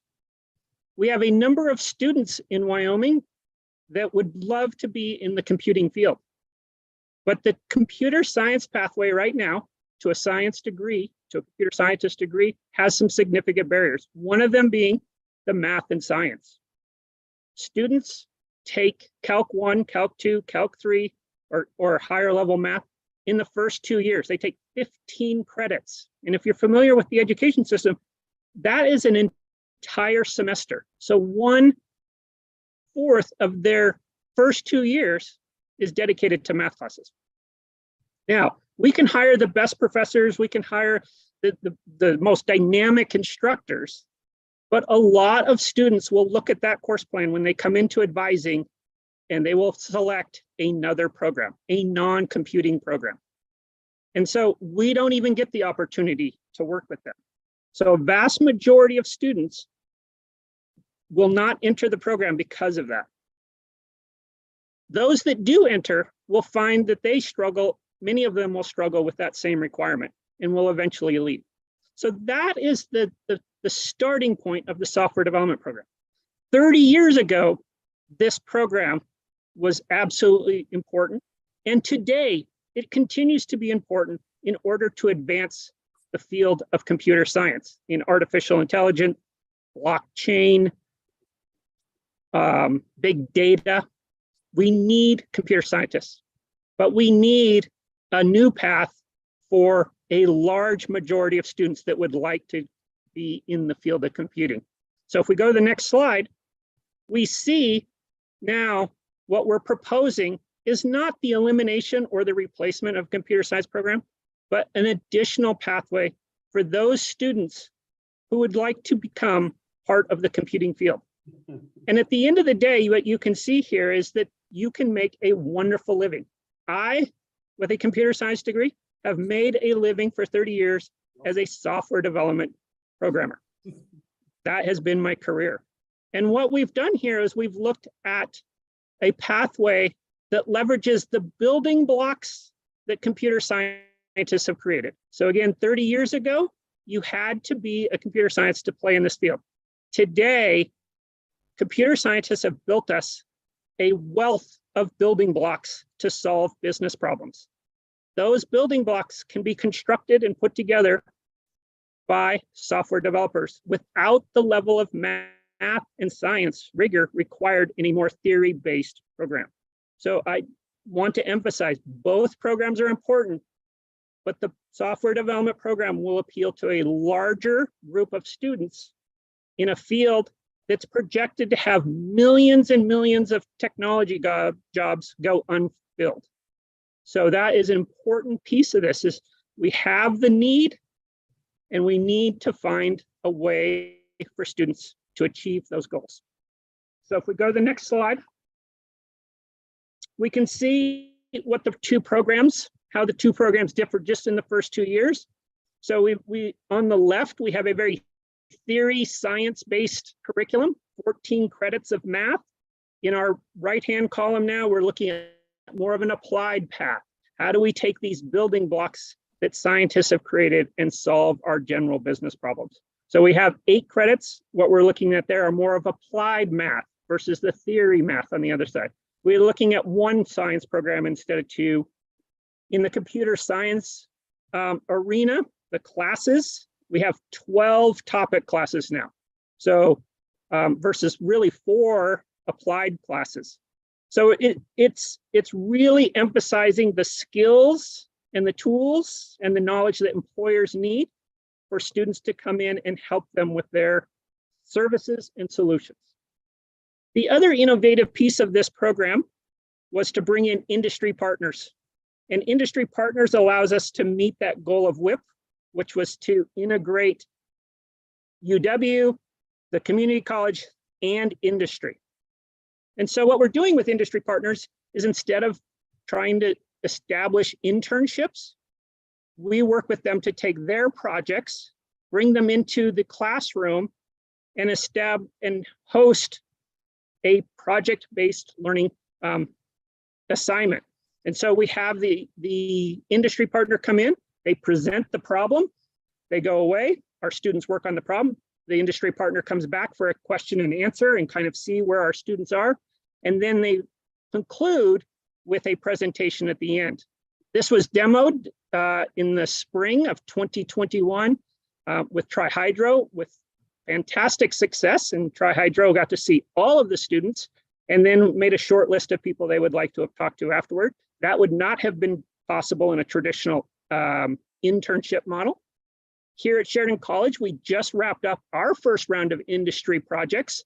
And one of the industry partners that joined us was a partner that writes software for the agricultural community and extractions. So it was wonderful to show that computer science and software development aren't here to replace minerals and extractions and agriculture, but augment, support, and enhance those fields by bringing skilled people to the table to take those areas to the next generation. So with that, Sheridan, Western, and Northwest are all working collaboratively together to launch the first 2 years. Sheridan launched in this fall. We have our first cohort of students in the program. All of the documentation and paperwork to put this program in place was handed over to Western and Northwest. They were able to flip that document in 1 day and send it into their process. So it saved them significant man hours. And UW, without stealing a lot of their thunder, will be reporting to you in the coming months that they are well on their way for years 3 and 4 with courses defined and a program. So that is an exciting opportunity. This would not have been possible without a WIP component. WIP brought these people to the table and provided the catalyst to see this through. This was critical in keeping these people at the table and having an objective in finance to make this happen. Thank you for your time. I'll stand for questions. Thank you for your presentation. Representative Stiff. Mr. Chairman, and yes, and for the Sheridan folks, thank you for the presentation. That's really very interesting and encouraging. My question is, do you have any challenges attracting professors at the community college, with the pay scale that you've got? And do you need a differential pay scale to attract those people? Mr. Chairman, I can't see the titles of the committee member who asked the question. I apologize. This is President Tribally. Yes, that is a concern. There's no doubt about it that the pay scale at any of our levels of higher education is going to compete with Silicon Valley and the private industry. But we do have the opportunity to change lives, and there are those special folks out there like Mr. Tony that do both. I'm sure that Mark, you still are doing software development. Yes, he is. So he's moonlighting, and we're very fortunate to have him. I would say that for a system to count on this type of thing and for it to be able to be multiplied, that salary differential will be a roadblock, just like 14 credits of theoretical mathematics is. But we're doing well with Mr. Tony and his colleague Ann Gunn here in Sheridan. We're very fortunate to have both of them. Great question. Representative Henderson. Thank you, Mr. Chairman. Hey, great presentation, really exciting. My question has to do with the topics of infrastructure and artificial intelligence and nanotechnology. I've wondered, for example, in artificial intelligence, there's a whole area of study opening up into learning algorithms, those kind of things. Just wondered if that's come up. Mr. Chairman, Mr. Co-Chair, Representative, we do have this. So the School of Computing through the University of Wyoming is diving into that. And there's a lot of emphasis through the Wyoming Innovation Partnership around research and development, as well as patents and personal assets. And so I believe that we will be looking towards that in the future through the School of Computing and with the software development program moving up through that, I think that there will be some more emphasis around the research side of that as well. And what we can do here in Wyoming innovatively to play on that and to support those who are ready to maybe get a patent around a certain technology or work towards that and provide that support as well throughout this Wyoming Innovation Partnership. For this question, Chairman, go ahead. Thank you, Mr. Chairman. Walt and Mark, thank you so much. Really appreciate your information and your continued work in this area. So I'm not sure who I'm directing this question to, but I'm thinking back 4 or 5 years ago to the Governor's Business Forum when there was a panel and the governor had a couple of companies come and present. And those companies, I believe the owners lived in Jackson and had their companies in Silicon Valley. And the question was, why don't you move a part of your company to here in Wyoming? And their reply was, you have no one we could hire. And so I guess my question, and maybe it's for you with the whip, but are we sensing that we do have employers now that are looking for these folks when they graduate from these programs? I'm just trying to understand if we've made some progress in the last 4 or 5 years in that regard. Thank you. Thank you, Mr. Chairman, Mr. Co-Chairman, Representative. So I think that the Wyoming Business Council has done a lot of work in this area. And I believe Josh Durrell actually talked about Plenty as a good example. And they're one that had, they're from Wyoming, graduated from the University of Wyoming. And they have business outside of the state now. However, they have been brought back to Wyoming because of the things that we offer and because of our willingness to partner with business and industries through our education system and really work to fit those exact workforce needs that there are. And so I think that there's always going to be that ongoing conversation with industries and with business. And that's part of the next phases into WIP as well, is to really talk about the work that we're doing here that is innovative, that is in partnership and in collaboration with our industries and our education system. There's nothing like this across the nation. And we here in Wyoming can create the culture to bring these industries back to Wyoming. And I think that we've made great strides doing that over the past few years, but I think that we have a long way to go in that respect as well. Thank you. Thank you. Mr. Go ahead. I had a question for Mark Tony, who is a shirt tail cousin, as is half the people in Sheridan. In or tucked out? Tucked in or tucked out. Mark, regarding project-based learning opportunities, I effected an introduction of you to Bill Vaja, who's head of the ETS for the state of Wyoming. Does it look like that's going to build any fruit for your students to work on a project for ETS? Thank you, Chairman Kinski. Yes, we've already had an initial meeting just a couple weeks ago outlining that framework, and we've actually extended it to include our business department as well, and look at how we can leverage both of those departments to offer that kind of project-based learning in the area of technology. Okay, thank you. Follow on, Mr. Chairman. Please. And then Mark, if you know, the last bullet says UW is working on years 3 and 4 of the program. If you know, is UW giving us a timeline for when they think they'll have years 3 and 4? So that, I mean, your graduates are coming out of the program pretty quick. Yeah, so we are right now targeting a fall of 2024, which would align with our graduates. Okay.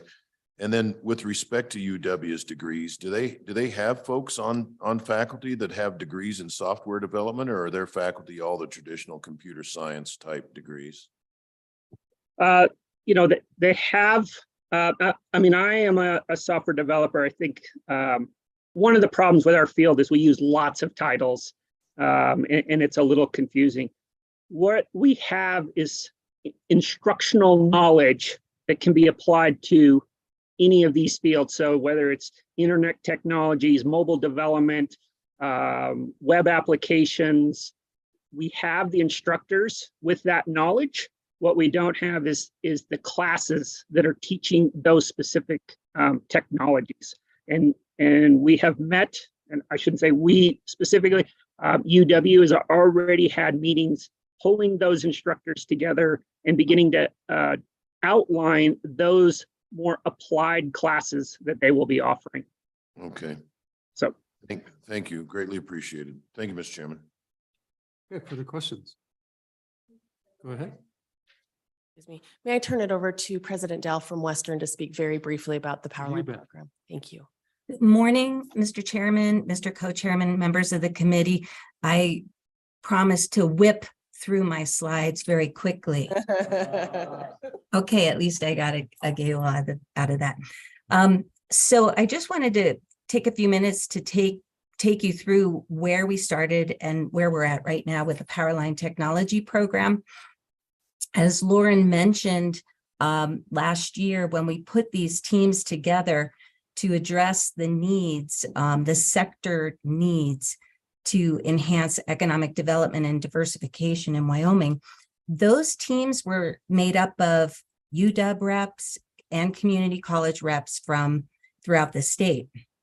So in relation to the energy sector, we had folks from Gillette College, Western, and the university. And as we collectively looked through what the needs are, and we looked at the research, and we're exploring what kinds of programs would help, Powerline technology came up and bubbled up as a top priority.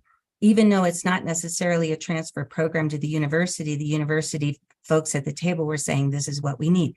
We do not have anything like this in our state, and it's high demand, high wage, high skill jobs. So this bubbled up.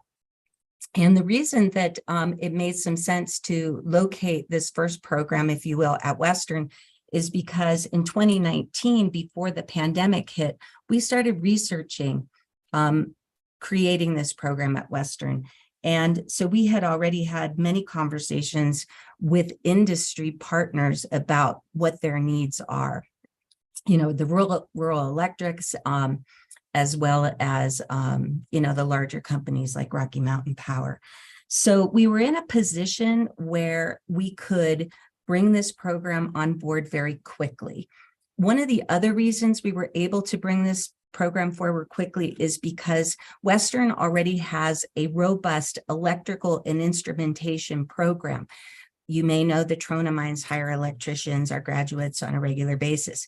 So we did not have to go through the entire accreditation process to build this program. It's really basically the E&I program with 4 semesters of Powerline or 4 components of Powerline on top of that. So we were able to launch the program. The hardest part, to Representative Stiss' point, was finding a faculty member, because these folks can make so much more in industry. And we actually were successful in getting Lance Caldwell on board. We did find him in Alaska. He does have family here in Wyoming, so he was thrilled to come. And we now have 7 students enrolled in the program. And you can see some photos here when the weather was nice. And our students were getting outside and getting exposed to those elements, and they are going to have some fun here, especially on days like today. But the students that we have currently in our program represent, they come from Wyoming. And so our students are from Afton, Evanston, Green River, Farson, and Jackson. And they are already telling us that they are recruiting their friends and family throughout the state for this program. But why I wanted to share that with you, I mean, first and foremost, we want to keep our folks here in Wyoming, and I think that's important, and it's an important outcome for WIP. But also the fact that when we were talking to our industry partners, and even high school counselors, they were sending these students out of state for their training, and in some cases to private schools. There's a private Powerline Tech program in Idaho.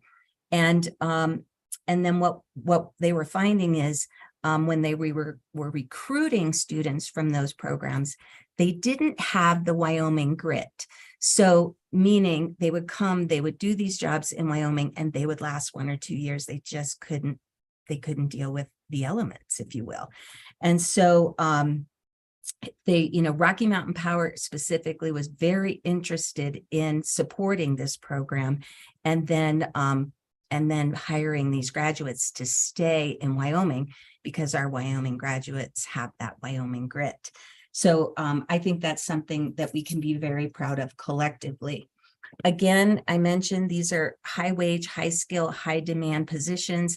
Some of these folks are going to start out at anywhere between $60,000 and $80,000 a year, and they will make much more than that with overtime. And then if we could go to the next slide, the last slide, please. I just wanted to demonstrate for our committee members this incredible support that we do have from industry. You can see these folks who are on our advisory committee, and they continue to help support with scholarships and are looking to help fill the program. The program can max out with 1 instructor at 15 students. Of course, it's career and tech ed. We can't plow 30 people into that program unless we look at additional human resources. But so far, so good. We are experiencing a lot of success, and we will have 1 graduate from a certificate program this spring. So that's really impressive that we could have a graduate that quickly. And then the others are going to continue on and finish their degree and be ready to go to work. So I think, again, this is a great snapshot of a success story for WIP. We came together collaboratively, collectively, as a larger group, the university and colleges identified an H3 career pathway, and we were able to successfully stand this up quickly, and we have graduates, and we're serving the needs of our state. So with that, I'm happy to take any questions. Thank you for your time. Mr. Chairman, Please, go ahead. can you tell me, over and above your community college funding, how much money did you receive from the WIP program to stand this program up one time and ongoing?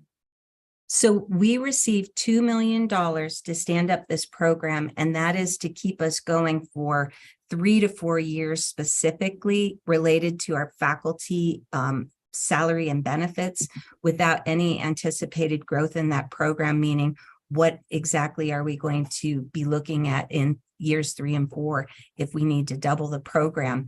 I also would like to add, if I may, that Rocky Mountain Power has contributed a lot of in-kind. They've given us a lot of equipment to help start the program, and then even man hours of coming and helping us put the poles in and get the outdoor lab ready. So $2 million. We do have a project charter. We have a budget, and we are accountable for every dime. And that is Director Shanefeld's job to make sure we're doing that. Follow on, Mr. Chairman. Please. So is it fair to say that absent the dollars from WIP, you could not have stood up a program for 7 students and wouldn't have had the $2 million to do it? Mr. Chairman, the answer is yes. We would have to be very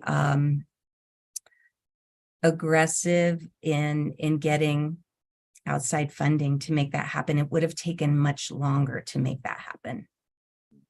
So, Mr. Chairman, I just wanted to point out, while we've got 2 college presidents on, first is both these programs built on a base that was already there.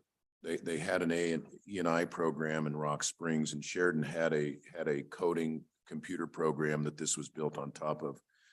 The second takeaway is the CTE funding for the community colleges is so constrained.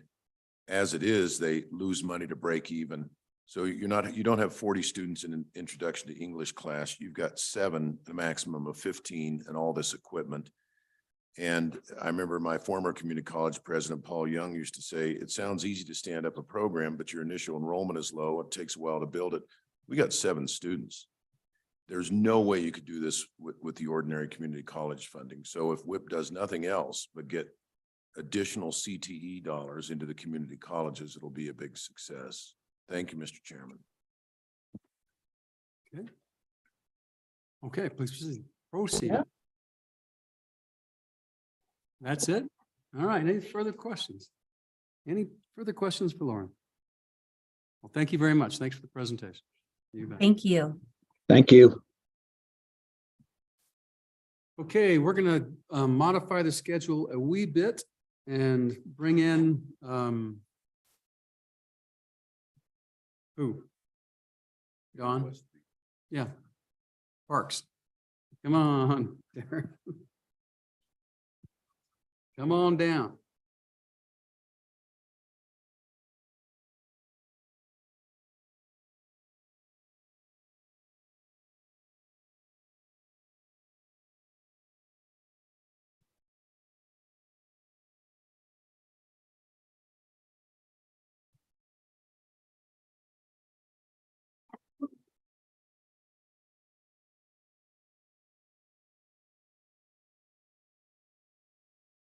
Good. You? Is it closed?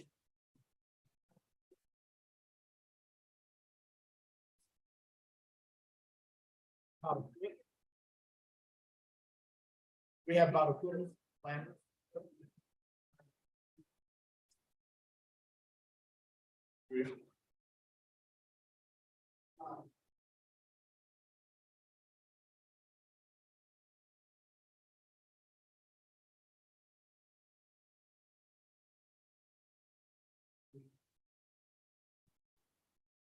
This reminds me of asking your mom if you can use your car, because none of the other kids' parents will let them, and they're all standing outside the windows. Yeah.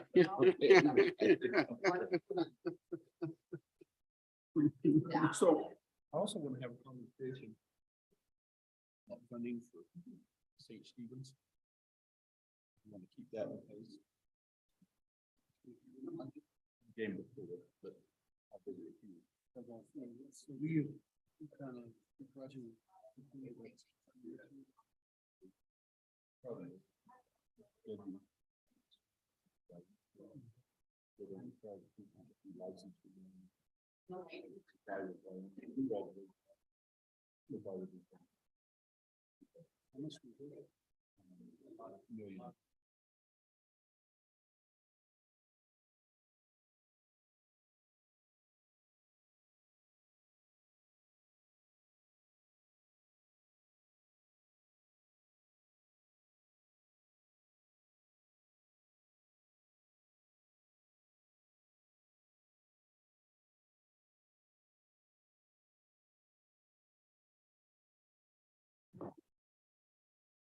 Thank you, Mr. Chairman and committee. Darren Westby, Director of State Parks and Cultural Resources. With me today, I have my CFO, Karen Erickson, Deputy Director, Dave Glenn, Deputy Director, Nick Nealon, Deputy Director, Sarah Needles, and our Office Outdoor Recreation Manager. With us today, Patrick Harrington. And so obviously, I also have a lot of support from the rest of the agencies that are behind me. So I'm assuming we have a monumental brain trust here that if you ask any question, we should be able to answer it, whether my agency or others. So really appreciate your time and appreciate Dawn for maneuvering schedules to accommodate me and the agency to go a little bit later in the session, and as well as you guys taking the time to hear our agency's budget. And so, Mr. Chairman, just really quickly, we have one supplemental request. It's found on pages 12 through 14. It's the Outdoor Recreation Tourism Interagency Support and Collaboration request. It's for $400,000. Just a little bit of background on that. During the budget session last year, we had two requests that dovetailed with the Office of Tourism.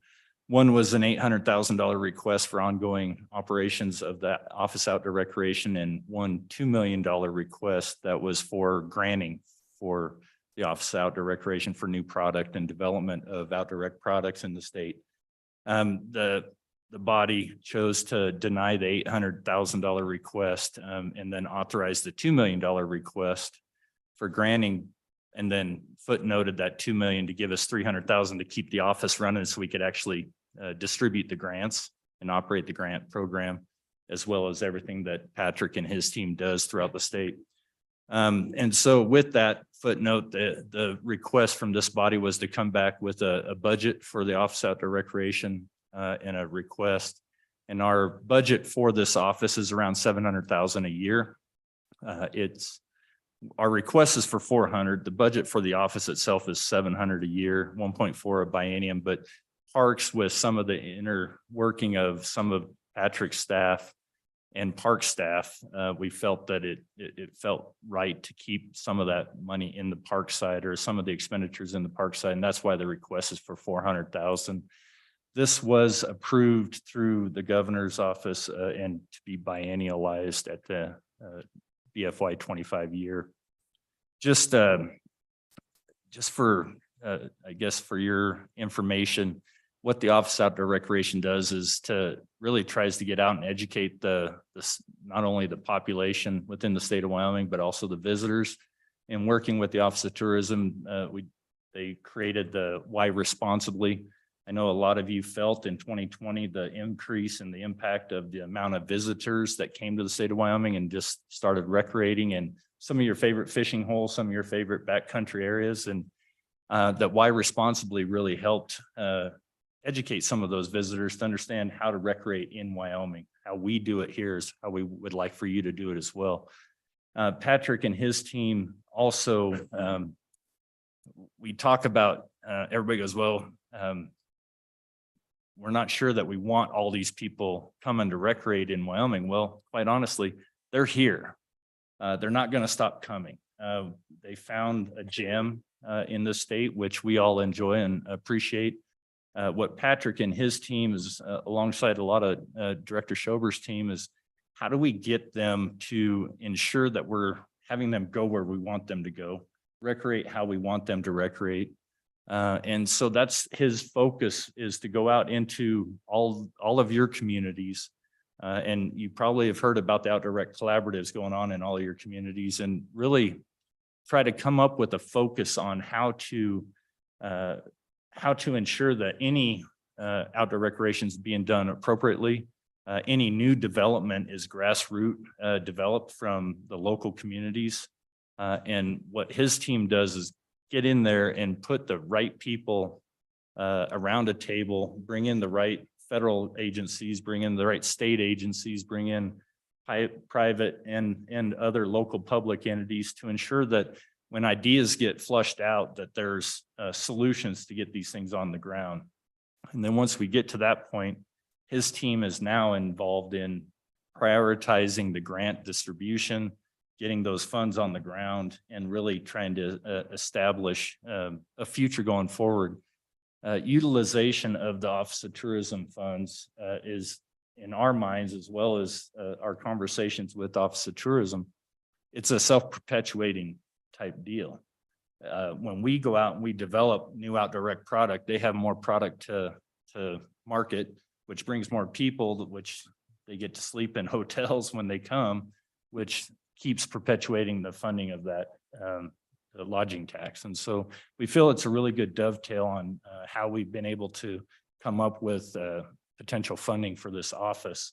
And really, I think it's worked beautifully in the last 2 years that Patrick's been really cranking on this thing. We've been shoestringing this to death, and it's with this proposal is hopefully we can get a solidification of funding for his office so we can keep moving the diversification of the tourism economy as well as the state's economy going forward. And so, Mr. Chairman, I think just going through my notes really quick, just looking at some of the statistics that the team has put together, just outdoor recreation, the industry itself, outdoor recreation itself is putting a little over 13 million annually into lodging tax. Just the agency alone, the trails program, as well as the state parks, we do pay lodging tax. If you camp at a state park, we do pay lodging tax. And so just those two trails, motorized and non-motorized, as well as state parks, we're sitting at almost $2.8 million putting into the lodging tax with those two products. So I think I've touched on everything in my quick notes. So Mr. Chairman, committee, that's our request, supplemental request is 400,000 to be biennialized going into the BFY 25 to operate the Office of Outdoor Recreation.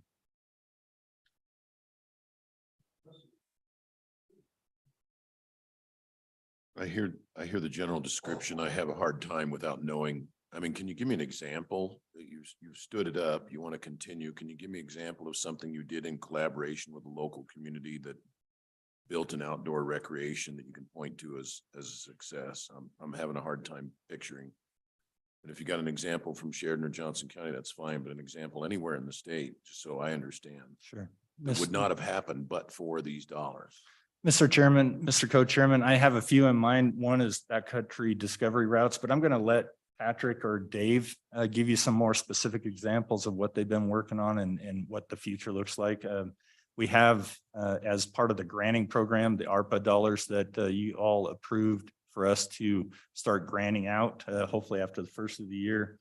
We have, $72 million worth of requests for outdoor rec products and only $14 million to distribute. But I'll let Patrick, if you got some examples for him.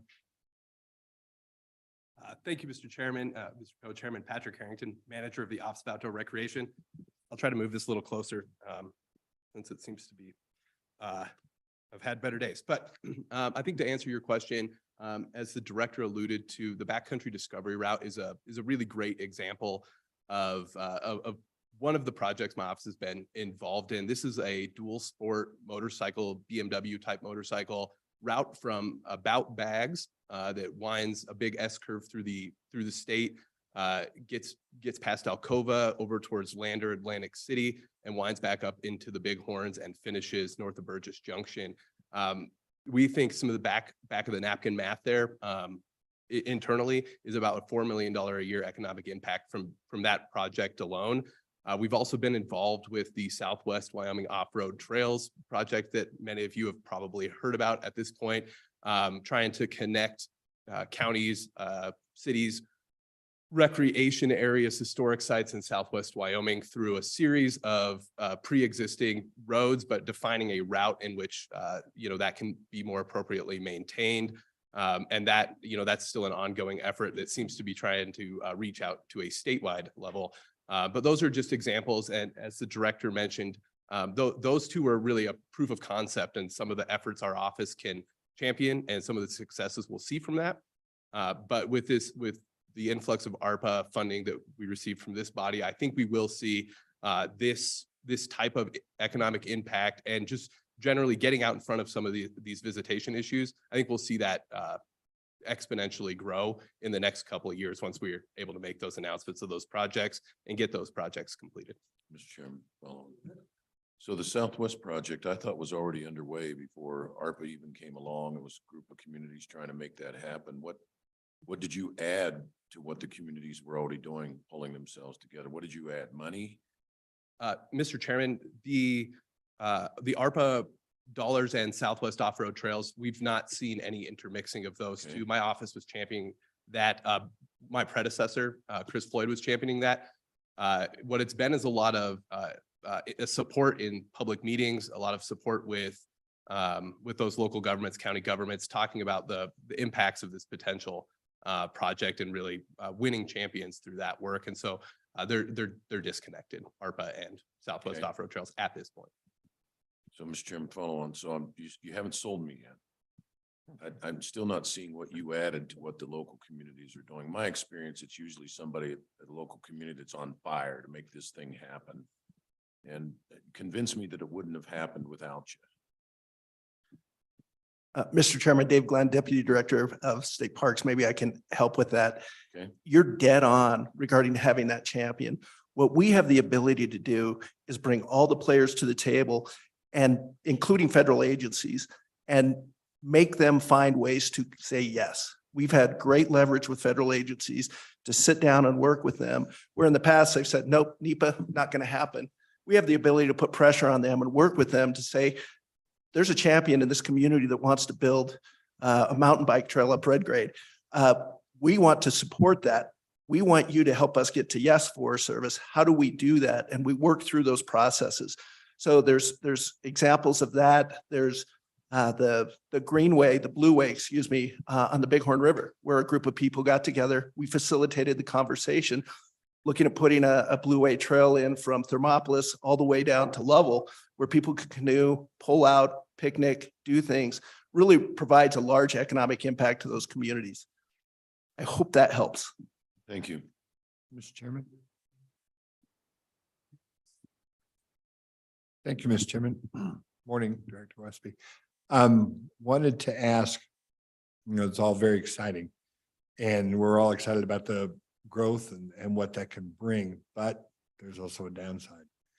A lot of folks we've talked about this table and other tables is about growing the unintended consequence of growing recreation where we don't want it, for example. And it's nice to see Deputy Director Kennedy here, but talk a little bit about how you work with agencies about, maybe staying away from critical winter ranges for animal migration routes, but also on the other side, some of our energy producers have talked a lot about, not wanting to have sensitive areas that they're working in, get, the interface not actually working well. Could you just talk about that and how you plan to work through some of those challenges?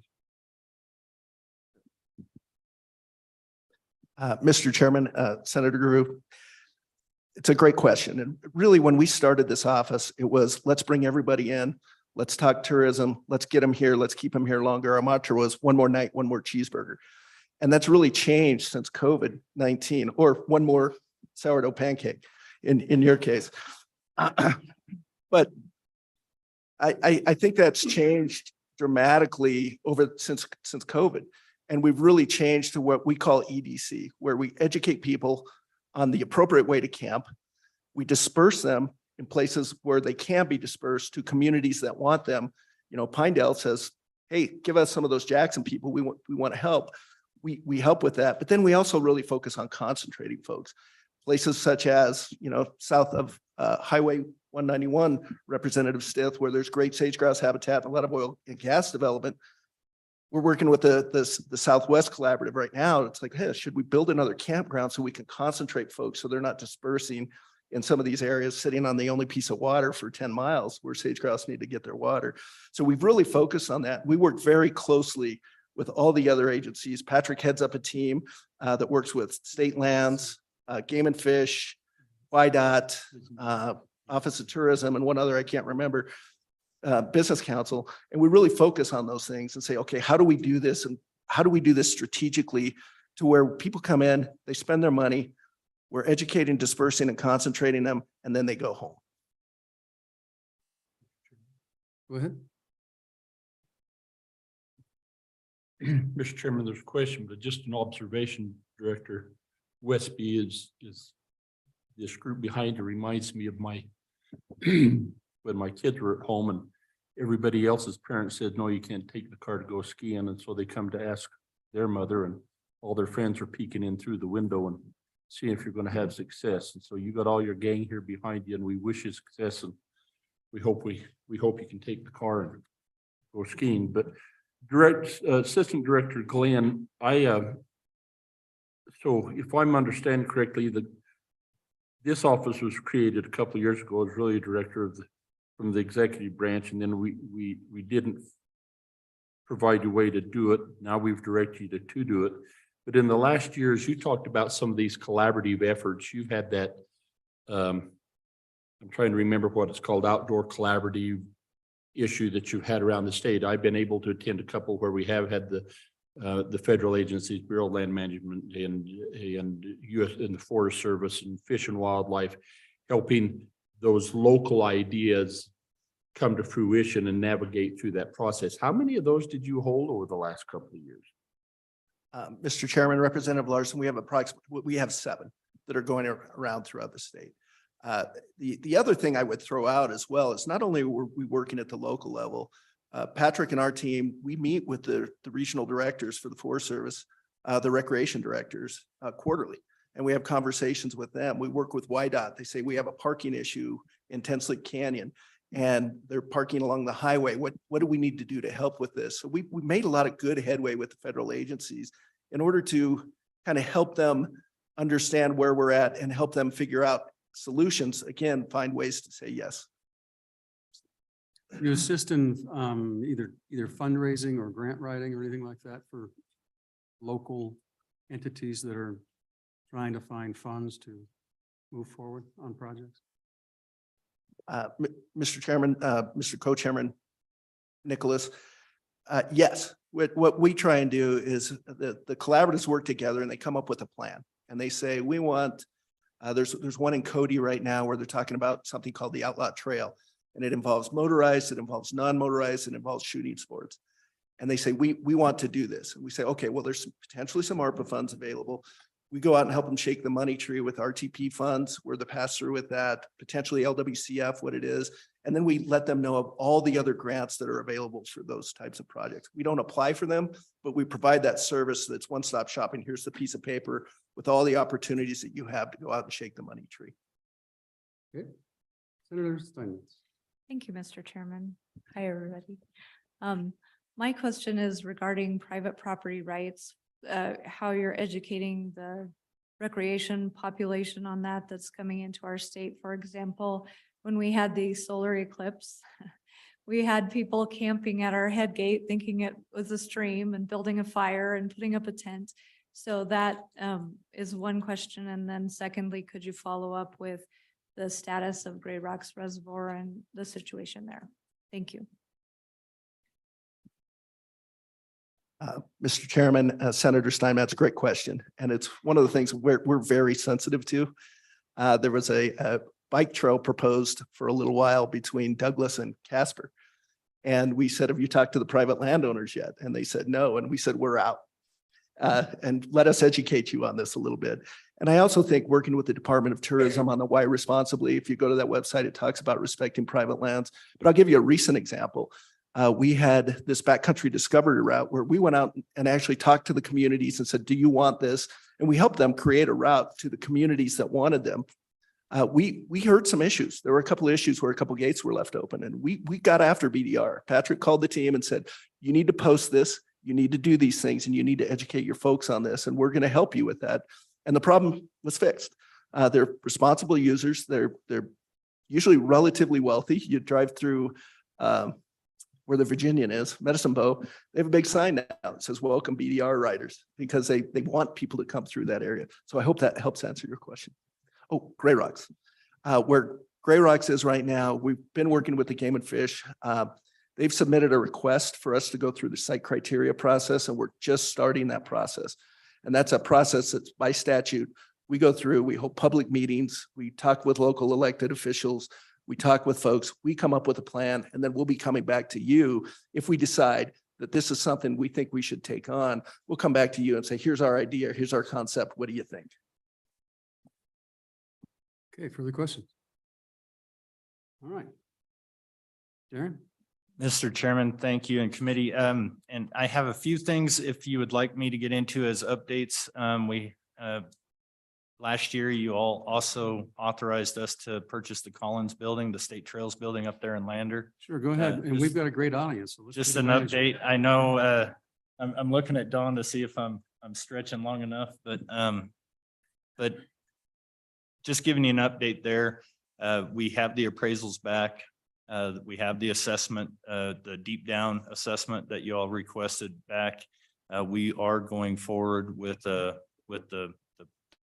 purchase on that, hopefully right after the first of the year. So unfortunately, Mrs. Collins has passed away, but she left a very good detailed description of what she wants done with that property and that it should come to the state. And so we're very fortunate with that relationship that we built with the state trails program with that building owner, that although it's taken us 2.5 years, 3 years to get that building purchased, we're going to get it done hopefully right after the first of the year.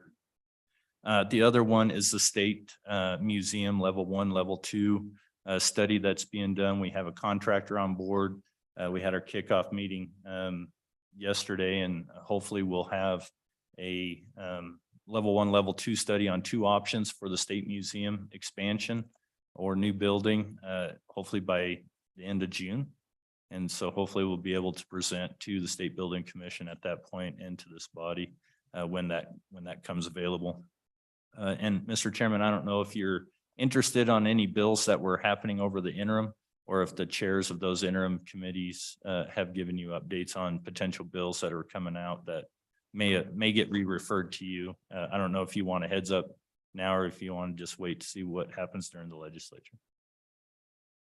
It's probably a little premature for that, but if you've got big ones or ones that are important, let us know so that we can catch up to them. Mr. Big Chairman, dollars is what we care about. they're all important, but I'll reserve our time and maybe I can just reach out to the 2 chairs with just an update, just a written update, just so you're.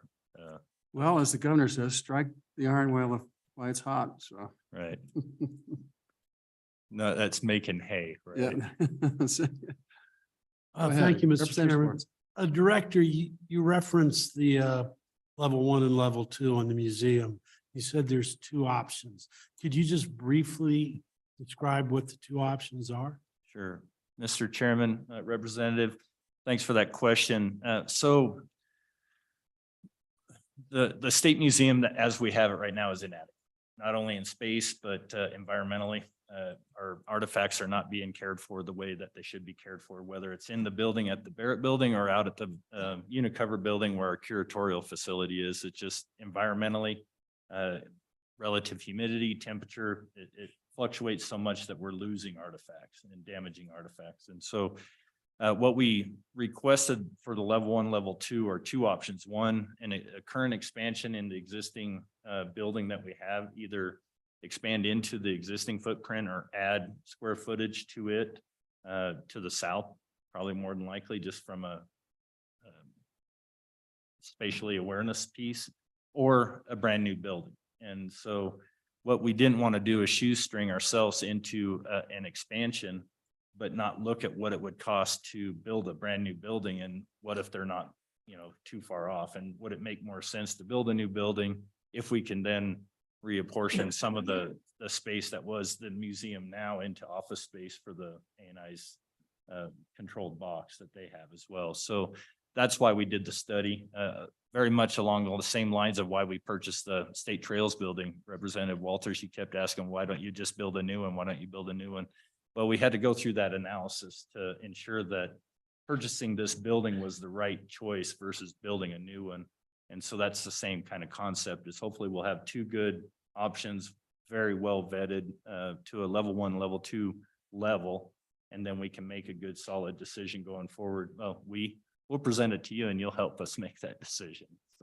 So Darren, that's a no-brainer for me. I think we should build a new building, and we should find out some kind of a public-private partnership so we can get a lot more dollars involved, and make it a tourist attraction, and a high-quality professional-run museum that we'll all be proud of. So we'll help you any way we can. Mr. Chairman, I appreciate that. We're proud of what we have now, but we know that we have some shortcomings that we can definitely overcome with your help. Okay. Thank you. Or in same part of what I wanted to say, one follow-up, if I might. Thank you. Just for clarification, if you did a new building, it would still be roughly in the same location. Mr. Chairman, Representative, we're hopeful that it's within the complex here that is easily enough managed within our own organization within that building. So yes. More room. Thank you. Thanks for your. Darren, have you got the study? I'm sorry? Has this study been completed? We're working on it right now. All right, So would you we'll make be. sure I get a copy of it? Well, Mr. Chairman, not only Or will you get a draft. copy, but you'll probably get invited to come participate in the stakeholder meetings, some of the other ideas that are floating through. I would love to, when we start getting closer to that refinement piece, I'd like to schedule one of those public meetings to be around a time where y'all are in town, and maybe we can set aside an hour or two to So kind I'm of. envisioning something that is probably twice as nice and as big as the tourism office out there on the south of town. I'm thinking the size of this building, Mr. Chairman, would be just about right. Square footage wise, volume, gorgeous. Yeah, thank you. Okay. Think big while the hay is being grown. That's Yeah. right. All right. Anything else for Darren? Get the update. All right. Well, Thank you, thank you, everybody. Mr. Chairman, committee. So we'll take about a 5-minute break, and then we'll jump into our governor's letters.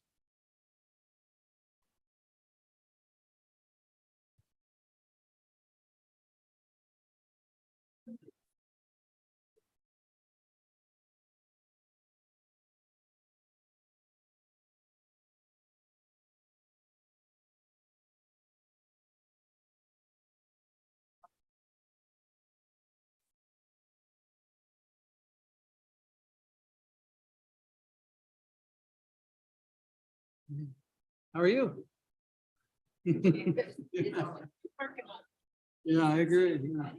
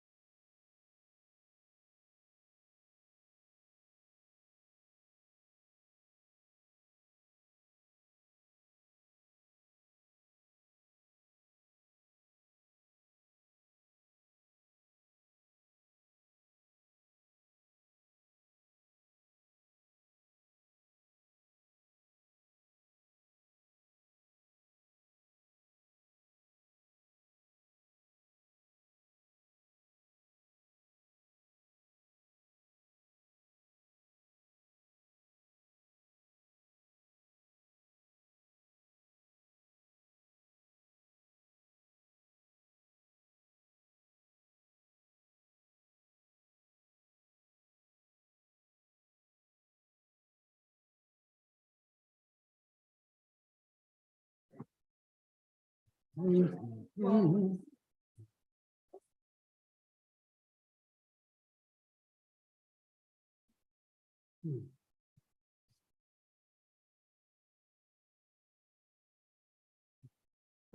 we are back. We have the ex-president, ex-chairman, now Chief of Staff, Drew Perkins and Rennie. So with only 21 letters, it's like a 21-gun salute for the governor right here. So welcome. Please go ahead. Keeping with staff, we've got quite a pile here and I want to kind of make sure that we're lined up. I've got letters 1 through 21. 17 was replaced with RR, so I've got that clear.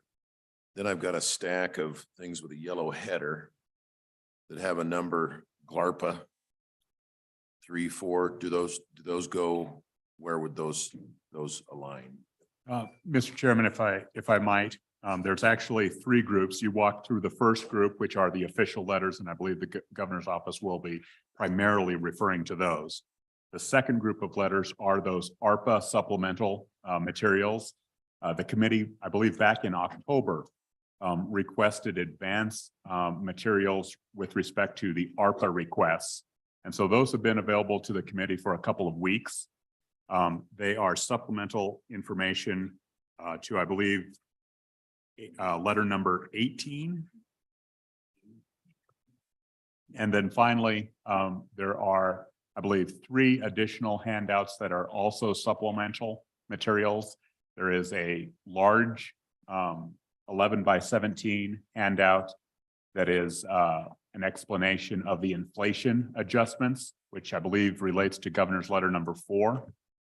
And then there are 2 packets which relate to the Wyoming retirement system, which you had requested last Thursday regarding their actuarial analysis of governor's letter 15 and 16. That is the inflation or COLA for retirees and the employer contribution. Please. So Don, I've got something that's, okay, that's it. Which one was going with governor's letter 4?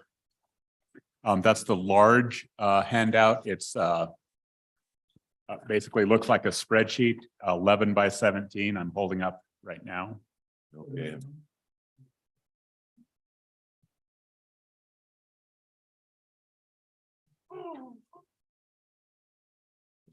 That's correct. Mr. Chairman, the governor's letter, I think, makes a request for inflationary impacts across the enterprise. And there was a discussion when the governor appeared on Thursday of last week to provide more detailed information regarding which agency and for what purpose those enterprise inflation requests were being made. Yes, Mr. Chairman. Go ahead. So the 11 by 17 goes with which governor's letter? Governor's letter number 4. Number 4. And would the state of Wyoming compensation package 2-year examples be with governor's letter 4 as well? No, Mr. Chairman. That would be governor's letter number 5. That is a spiral bound notebook, I believe. Okay, thank you. Thank you, Mr. Chairman. I appreciate your indulgence. No problem. All right. Please proceed. Thank you, Mr. Chairman, Chairman Nicholas, Chairman Kinski. Thank you for the opportunity to appear in front of Joint Appropriations today to go over the governor's letters. We talked several times about those. We've got some additional information, but ultimately our plan is just to start with letter 1 and go through letter 21. And I'm sure you won't have any questions. So, so within the next 20 minutes or so, we should have this wrapped up. Is that the way it's working today? Okay, glad to be here. And we appreciate here we be done by lunch. It would be great. We do have, so what and who we have here today is obviously Director McKay Rennie will take us through the letters, we'll have some commentary if we've got on our spreadsheet, on the spreadsheets, we've got both Kevin and Eric are there, and we have the directors from the departments here so that if there's any particular information that you want, we've got we should have somebody here today, if you allow us some lifelines, unlimited lifelines to phone a friend. we'll have, I think, whatever information you need from us today. And obviously, if you manage to stump the chump, we'll get you the information as fast as we can if we don't have it with us today. Okay. So with that, again, thank you for the opportunity to be here. Going to letter one is the property tax refund. So Rennie? Mr. Chairman, thank you very much for having us. Starting with this one, I think a very important proposal, and this is related to the property tax relief program that the legislature and the governor agreed upon last year and put in place.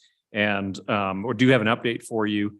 What happened is that there were $3 million appropriated for this biennium, and between the agency submitting its budget and today, the dollar figure for what was processed in the first year of this program went from 1.4 million to 1.8 million. And that is indicative of the need for this additional $1 million for that property relief tax program for folks across the state of Wyoming who are being impacted by this high inflation rate. So to run this program in the second year, ask for another $1 million to ensure that that's there. I would just flag that the governor is absolutely interested in the work of the Revenue Committee has done on other property tax proposals. And one option certainly is to just expand this program. This funding would extend the program and make sure it's funded in the second year as it is. If you want to expand it in terms of eligibility, the governor appreciates the work of the Revenue Committee on considering some of those options. And so that would come in a fiscal note that would be attached to any expansion of that existing program, but both would be something the governor would like to. So Rennie, consider. could you remind us for this particular program, what's the criteria for qualifications in terms of income or assets? Mr. Chairman, Director Henson could walk you through all the specifics there. We're talking about a tie to income related to the county median income. I believe it's 75%, Director. Good morning, Mr. Chairman. Brenda Welcome again, Henson, Brenda. Director of Revenue, and we've covered a little bit of this Monday. And I did want to remind everyone that I had provided the summary of both the 2021 refunds and the 2019 refunds. Mr. Chairman, specific to your question, so the current statute requires that if the taxpayer qualifies, meaning they have to have been a Wyoming resident for the past 5 years, they have to meet asset numbers, which that number for 2021 refunds was around $133,000. They could not have assets in excess of $133,000, excluding one vehicle per adult in the household and excluding the value of the home that they're asking for the property tax refund on. And then also any retirement plans that they've got are not included in that. The other part of that is that their income cannot be more than 3/4 of the median income for their county where the property is located. And so you would see that those are differing numbers depending on where the property is located. Now, those are the criteria to qualify, and the benefit of that is up to 50% of their residential property tax bill refunded, but with a maximum of no more than 50% of the median residential property tax bill for the county in which the property is located. So that is a quick summary of the program as it exists today. So have we done any type of analysis to figure out how many people would qualify? And because, and then in a follow-up on that, my recollection is that it was kind of almost a first come, first serve in some bases because you run out of money or you have to allocate it over time. How does that work? So, Mr. Chairman, there have been years historically where we didn't have enough money and we had to wait till we received all the applications and then apply a percentage. to those refunds. That is not the case with this current funding of $3 million. Since it was a biennium, we knew we could go ahead and fund the entire amount, which was that $1,856,033.32. So that means we've got about a little less than $1.2 million going into processing refunds of 2022 property taxes. That application process, they're required to apply no later than the first Monday in June of the year following the tax year. So we won't get those applications until the first Monday in June 2023. But our hope is with that additional $1 million, that would bring us to about $2.2 million to fund the 2022 tax refunds. And we believe, based on the criteria that's in current law, that we should be able to cover that and what we paid out last year. So we know that the income, it's going to have to be adjusted again for 2022. And we know the residential, that median residential property tax bill is going to be higher in 2022 than it was in 2021. So that's where we believe that that $2.2 million will be enough under the current statutory requirements. So you've gone from 1.4 million, 1.46 in this governor's letter to 1.8.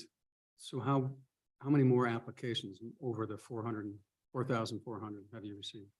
Mr. Chairman, all of the applications had to be into our office, and then we needed to process those. And we were in the process of doing that when we did our status of the agency.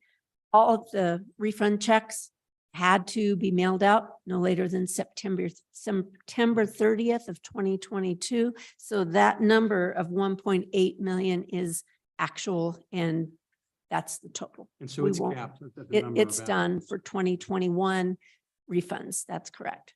Okay, further questions? Representative Larson. Thank you. So Rennie, as you talk about the concern moving forward and maybe how to expand this, where I've struggled and I'm looking for perhaps maybe a summary of the conversations you guys have had internally is that property tax then is generated in the counties and it goes to education, comes back to the counties, if I understand that correctly. And so this tax refund that we give comes from the state. None of the revenue generated from the property tax is revenue that we run the general operations of state government on, but yet we're putting money from the general fund to do the tax refunds with. So those that benefit from the taxes, the property taxes, don't have any skin in the game in this refund, so to speak. And so that just seems a little wonky to me. Have you guys had that conversation? Mr. Chairman, Representative Larson, I mean, obviously that's right. I mean, 75%, roughly 70-odd% of the property taxes go to schools. I think we all know, and again, I believe this is a creature of legislative creation. And I think we all, as all of you campaigned this year, I would imagine that you heard, as I did, that this is something that's top of mind on many, many of your constituents. So the obligation direction we had was this was cut back during the budget cuts. It came back last year. This is simply our estimate of what we need to complete the program that the legislature put in place. But you're exactly right. I mean, 75, roughly 70-odd% of that goes to schools, and the rest of it is, but the rest of it, 25% of it does stay in the local, mostly in the local communities, funding local government and everything from special districts to fire districts to hospital districts to, keeping the snowplows going on the county roads. Mr. Chairman, I think it's just essential that as inflation hits everyone, we talked about this last week.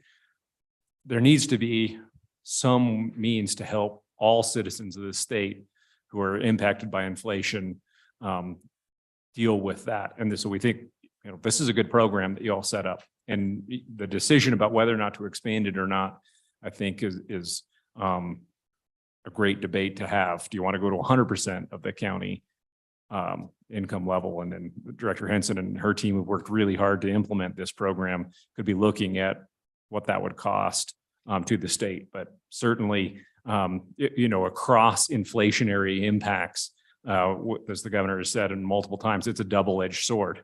These revenues that we have are partly due to inflation. Their general fund, yes, is what we're proposing, but the SFP is also at a very high level because of these same inflationary pressures. Representative Schwartz. Thank you, Mr. Chairman. So Director Hanson, so we've got the 75% of median income, 75% of median home value. Those will clearly track with changes in inflation. How do you calculate the assets? Because I heard you say it's 133,000 in assets. What's the formula for that, please? Mr. Chairman, Representative Schwartz, so in statute, when this law was put in place, the number in statute is 100,000. And then we basically take into account the cost of living increases, and we get that from economic analysis, and we factor that in each year. And so that's where we're up to that 133. We do know that their revenue committee has a piece of proposed legislation that would change the number in statute to 150,000 for assets. And then we would start trending it from that point. So we'll see if that passes in the future. Representative Stitt. Mr. Chairman, Director Henson, as far as the asset calculation goes, it's mostly just an honor system, isn't it? I mean, if an applicant comes in and if they've got $147,000 in the bank, there's not really any way for the county assessor or treasurer to know that, is there? Mr. Chairman, Representative Stith, you're correct. We received those applications. It's a sworn application, a sworn statement saying that, they do not have assets in excess of X dollar amount. And I would note that there's no audit function related to these applications. And I certainly don't have staff to verify this information. But that being said, as far as their income information, we do ask that they provide us documentation as to income, and we ask for documentation, basically a statement showing they did pay their taxes in full prior to us forwarding it a refund. Further questions for Brendan? Okay, thank you. Any, Mr. Chairman. Sorry. Go ahead, Representative Henderson. Sorry. Thank you, Mr. Chairman, if I may. So the other key piece here, having served on revenue, is they have to have 5 years of residency in Wyoming. So these aren't people who are just coming in and leaving. These are people who are here for at least 5 years. Isn't that correct? Mr. Chairman, and yes, Representative Henderson, that is correct. And I think it's important to note that historically the testimony, the comments have been, this is means tested. Not every residential homeowner in Wyoming is asking for property tax relief. We recognize that our property tax structure is beneficial for many people that move to Wyoming. So this program, while total cost would be $4 million for over a 2-year tax year period, it is geared towards those that have the greatest need. Go ahead. I just want to see if my note is accurate. I think I may have misheard. I thought my co-chair asked you whether there was a cap for the number of applicants, and I thought you said yes. I thought there was a cap on the amount of dollars, and if there's not enough dollars, then it's just prorated. Is that right?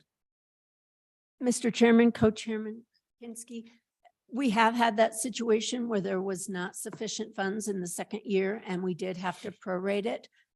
However, we have the opportunity, because it is the middle of the biennium, we have the opportunity to come back. We know we don't have enough money. If the additional $1 million is not appropriated, you're right, we're only going to have that 1.2 million, and we would have to hold all the applications and then prorate it out.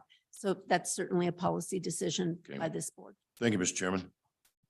Okay, further questions on Governor's letter number 1? Seeing none, let's go on to number 2.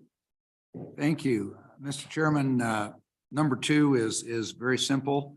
It simply looks, and we obviously have a significant surplus in the general fund. And we all have, the governor's letter recites the importance that we all have of the PMTF and what it means to the operations of the state as well as security of the future. We've saved in the past with what looks like to be a substantial surplus. In this biennium, we think it's only prudent. And so in this regard, you see the request or the governor's recommendation is on page 2 at the top, page 2, 412 million and change deposit to the corpus of the PMTF in 2 installments. One would be at the end of this fiscal year, and the other recommended to be at the end of the next fiscal year, because we all know how volatile revenues can be, and in the course of a year, it gives us opportunity for course correction, at least for half of that going into the second year. So, thank you. Questions? Questions?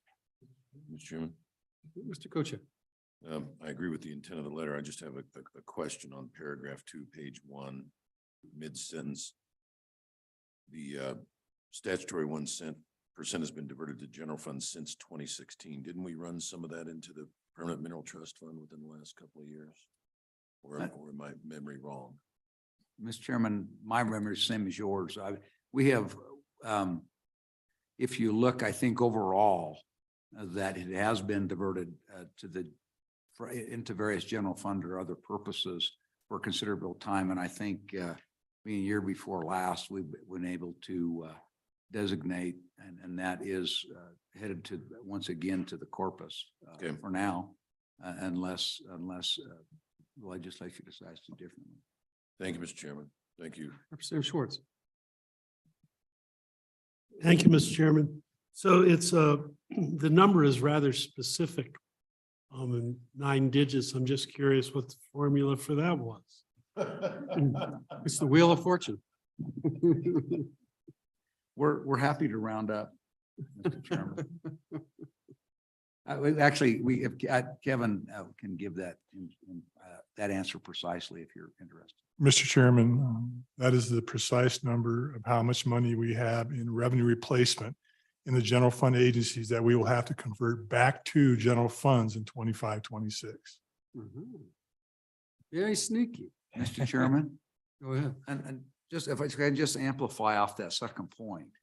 I mean, with revenue replacements, it's important for you to keep in mind when you're here a year from now, that 412 million has to come back, and you'll see, I mean, just to hold things where they are in this budget, moving into the next biennium, that number, you'll see that the general fund has to re-increase over what it is in this budget by at least that number in the next budget. So again, that's just a forewarning on sticker shock. It's been revenue replacement. Those funds were supplanted as was allowed through the federal legislation.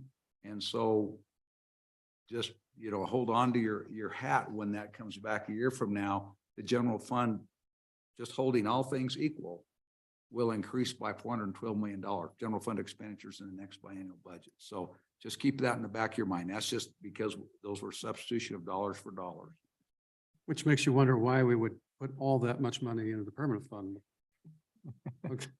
Go ahead, Representative. Mr. Chairman, Mr. Chief of Staff, I'm plowing over familiar ground here, but if the goal of this is to generate income for the future, wouldn't we be better off to put these funds, instead of into the permanent funds, to put them in the permanent mineral trust fund reserve account so that you could manage the entire fund more from a total return point of view, and thus increase your rate of return and actually generate more money than you'll generate if we do what you've recommended? I think I can answer that.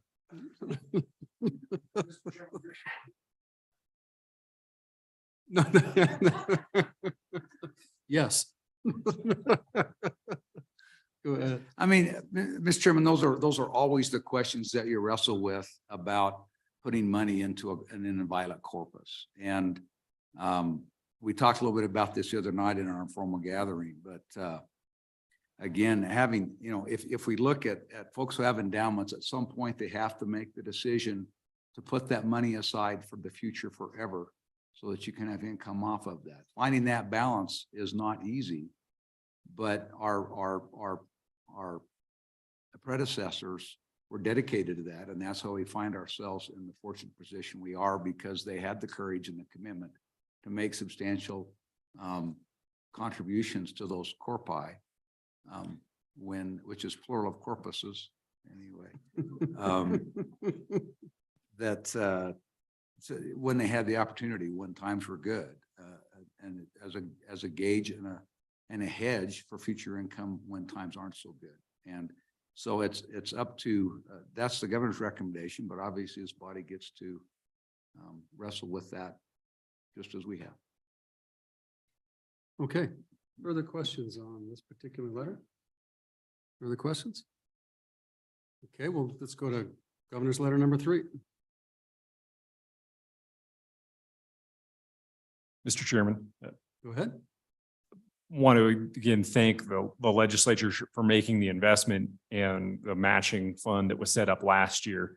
That was $100 million out of the LSRA available to the governor's office in section 300J of the budget bill. And this letter details the sideboards that the legislature put on the potential uses of that fund, including the $8 million that was diverted for the coal refinery research and the 10 million diverted for the public infrastructure there. So there's 82 million that's truly available for matching at this point. And that amount of funding has not been used. And so the 82 and the proposed 50 million would revert if we do not come up with any projects for this matching one. But what it certainly has done is help elevate Wyoming in the conversations around some of the very large energy projects that are going to be funded through the Federal Infrastructure Investment and Jobs Act, IIJA or IJA.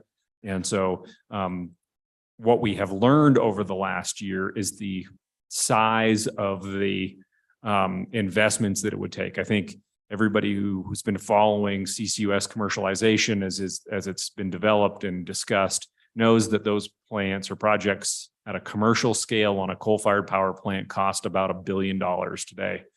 And so that's the order of magnitude that we're trying to attract to Wyoming. I think the governor's commitment is very much we should be home to the next coal-fired power plant CCUS facility in the country. There's currently one in Texas and one in Canada. Those are the only two that are operating in North America at a commercial scale.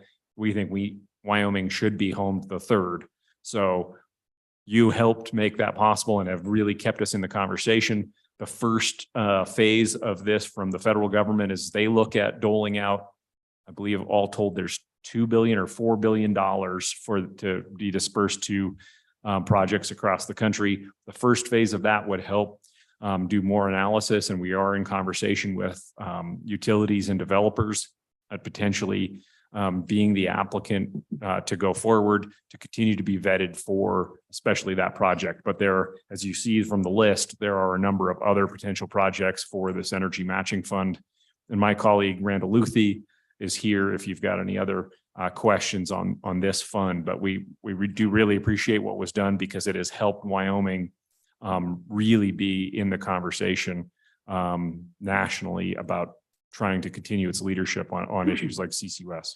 So I think it'd be useful if Randall has any additional or new information, just to give us an update on all of these potential projects that the governor has expressed interest in and where we stand and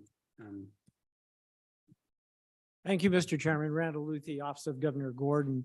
I almost got into trouble the last time I came up here, but I appreciate that. What we're looking at, and I think if I were in your boat, I'd say, well, have you spent any of this yet? And of the 82 million, no, none of it has been spent. And I'm the first one to say, I think that's actually a wise decision. What we have done is we delegated the management of this program to the Wyoming Energy Authority, just to get an idea of what projects companies were interested in. In August, the WEA put out a request for an expression of interest.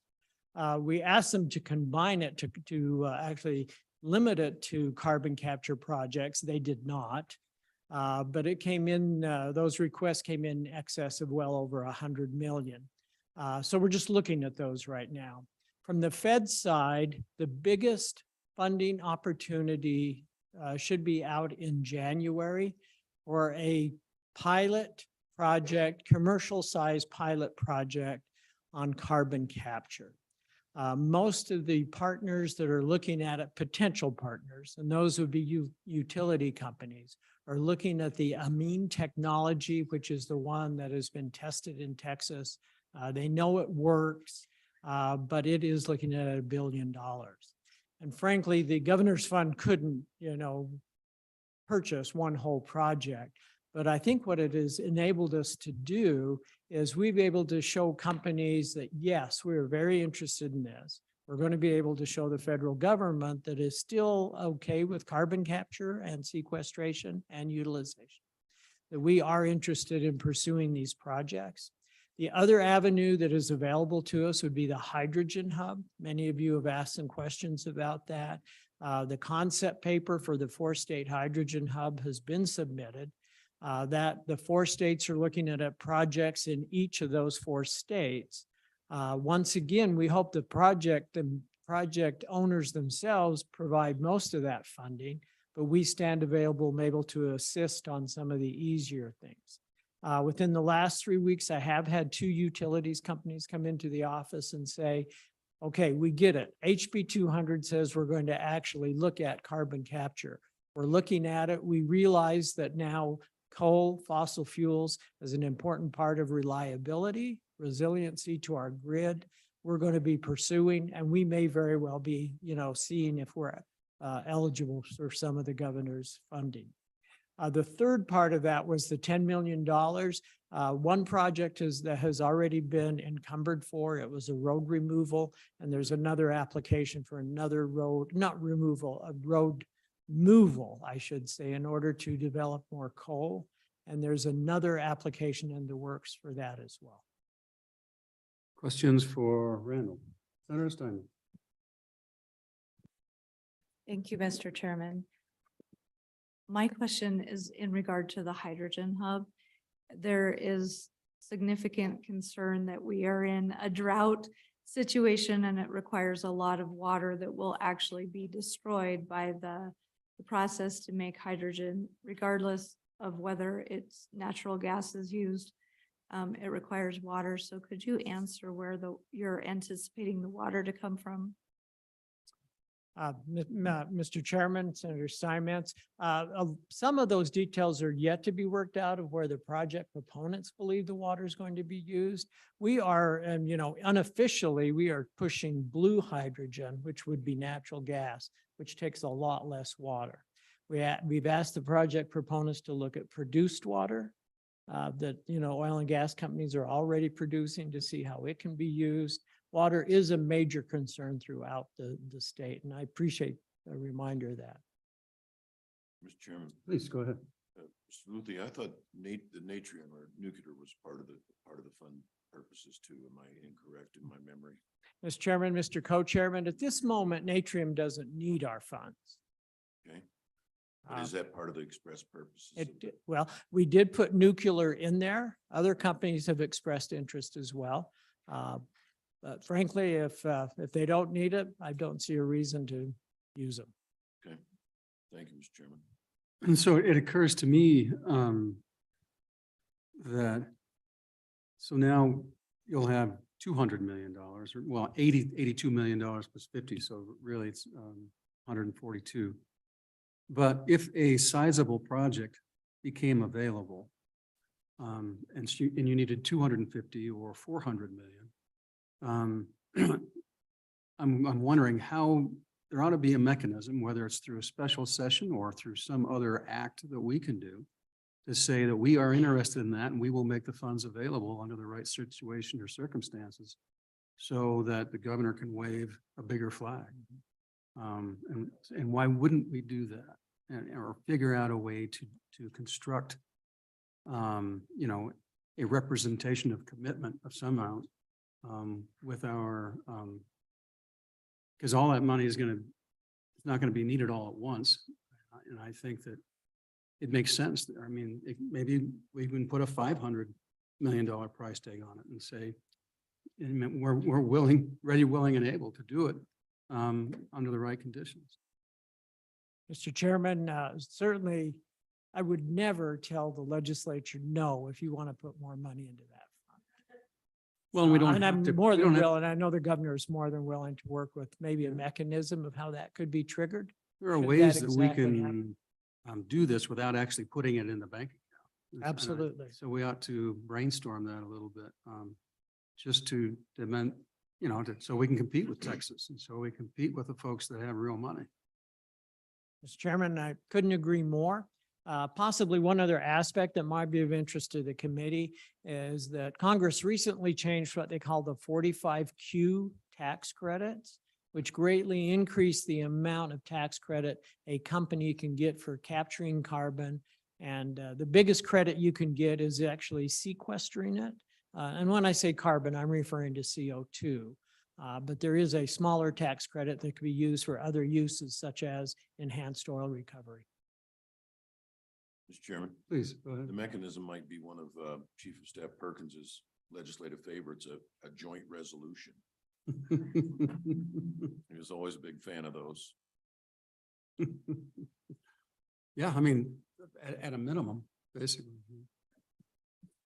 Thank you, Mr. Chairman, and maybe we could, perhaps if I may be so bold as to suggest, we could deliver that resolution to maybe the governor and the co-chairman of joint appropriations and maybe the speaker and the president. I think we ought to craft it, at least have it circulated. Mr. Chairman, I mean, you're exactly right. And this is, I mean, we look at this as just another installment towards building that fund. And the good news is if it doesn't go here, it ends up back in the, ultimately this is really just a subdivision of the LSRA. I mean, we're just setting this aside saying, here's our stake in the ground. We're now 142 or 132 million dollars serious about this on our way to 500 million serious. Not a lot of states have done that. So it's a bold statement, but you can always, if this body wants to be bolder, we're more than happy to discuss how those triggers might be and what that might look like. Ultimately, if we were to do a $500 million project, it may be special session worthy, but in that regard, we tend to keep the legislature informed as we move forward, try and keep those lines of communication open and work hard on this because these are important to the future of existing industries in our state. And I would just also comment again about the water. Obviously, they do take a lot of water, and particularly when you talk about production water and things like that. Right now, most of those are going down Class 6 wells, or going to deep aquifers that will never be recovered again. So, if there's an opportunity to get bang for buck and I have an opportunity to use that water in a more appropriate manner than just put it down somewhere saying we're never going to need it again. That's a tremendous, again, opportunity to use what is now a waste product and turn it into something that would be actually useful. Well, and there are watersheds where we don't use all of our water and it basically runs downstream. So we could actually take advantage of it without impeding those areas that are drought stricken. Okay, further questions on this? All right. Number 4.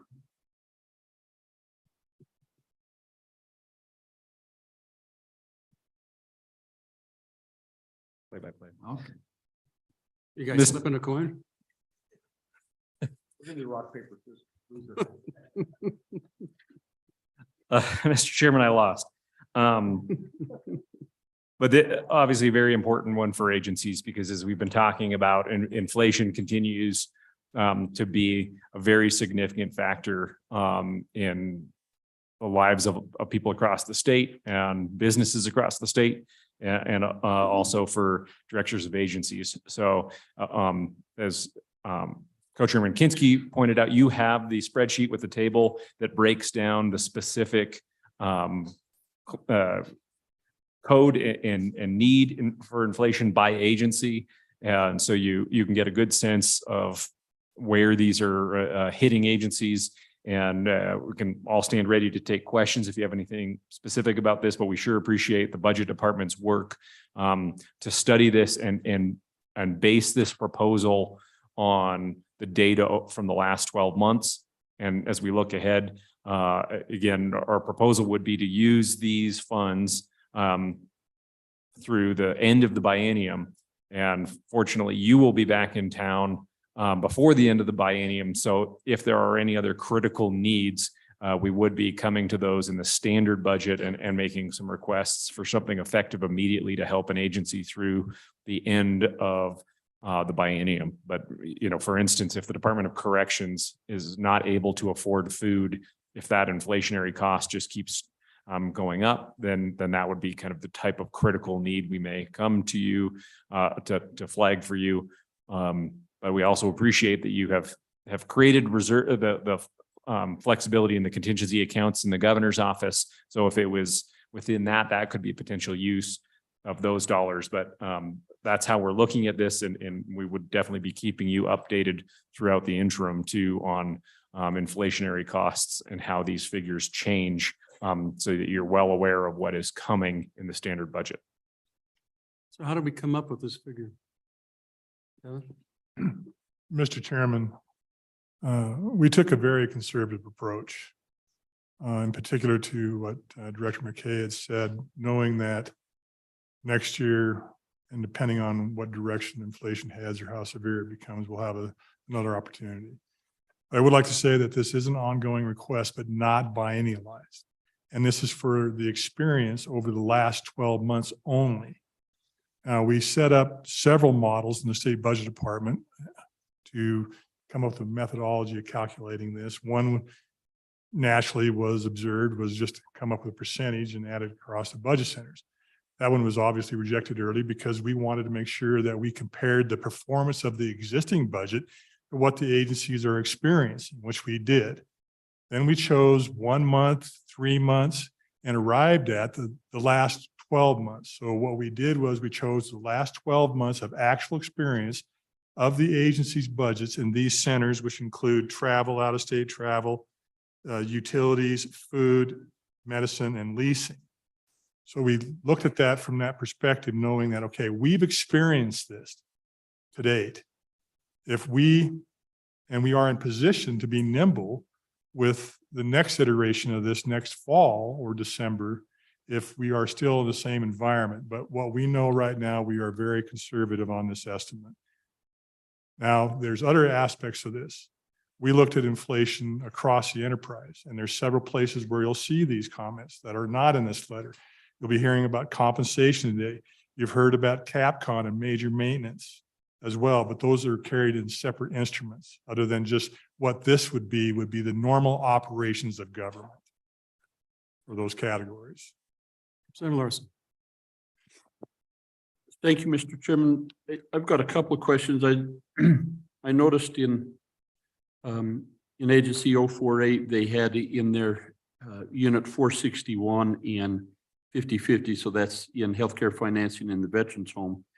They had this for an object code 0245, which is medical laboratories, but I can't find that object code in their standard budget. So I'm just, if you can jive that with me a little bit.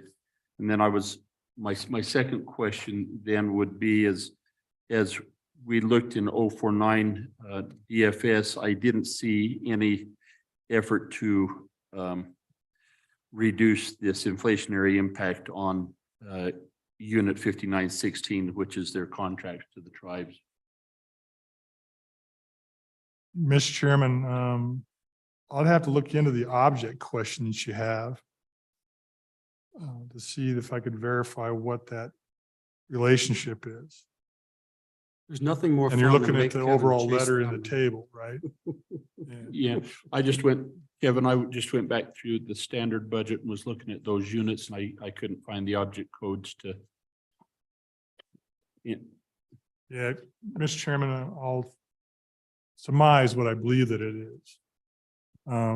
We have a budget book, and that budget book for the legislature, then what we do is we interface that into the wolf system. And then the agencies have the ability to break those objects down for better tracking in a more granular area. That's what I suspect it is, but I'll get back with the committee with a direct answer. Okay, and if that is, and if it is, maybe we could get a little more information on that unit 0461 in healthcare financing, which is children's section, on having a medical lab there, how that works. So just clarification. And then did we just, I'm curious why we didn't pass that along for the services, similar services with the tribes in unit 5916 in DFS budget. Yes, Mr. Chairman, we're not resistant to that. However, I will explain that through this process, we didn't broadcast how we're going to calculate this because we didn't want to have push taking place. But the other thing is that we did entertain conversations with the agencies about what they expected or what we were missing. And we had a conversation with the Department of Family Services, and that topic did not come up. However, in those conversations, 2 areas that did come up were the food, and that includes the Boys and Girls School, and also medical supplies. So we did everything we could to try to lasso this entire thing. But what we can do is get with the Department of Family Services and see if there's something that we need to rectify that. She has a hard heart. So I'm just curious. I mean, the forecasts are that we'll continue to have inflation, but there's also a fairly strong forecast that we'll have a recession of some sorts. Why would we put this at this point into the standard budget until the proof is in the pudding? Mr. Chairman, we can do that up or down. Our analyst makes us believe that going at this in the halfway fashion that we have, where we've had guarantee experience coming out of the most significant budget cuts in the history of Wyoming, that this will not be reduced below this point due to recession. What will drive it is if we have another financial crisis where we're making more of those cuts. And remember, we've approached this extremely conservatively, with the understanding is that we will gauge this. So for example, if inflation does persist and changes significantly upwards, we'll be here to have that conversation about those impacts. If it goes down in another fashion and we find ourselves in a revenue situation, or just the simple fact it goes down, we can have that conversation as well. Further questions?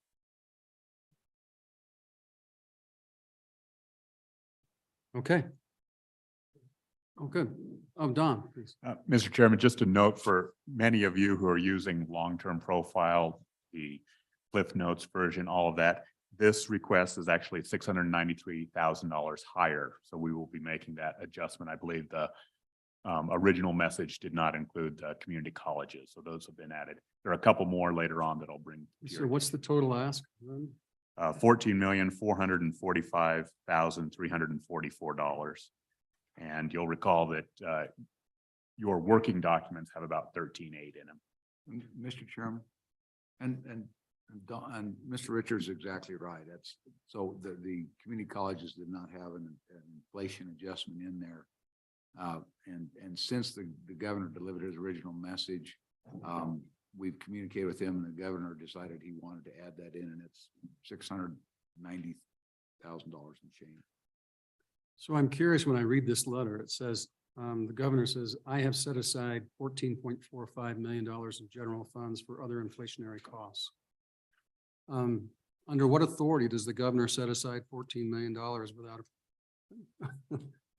the wording to me is curious. Mr. Chairman, he set aside in his budget recommendation to you. Okay. And that's a biennial number at this point?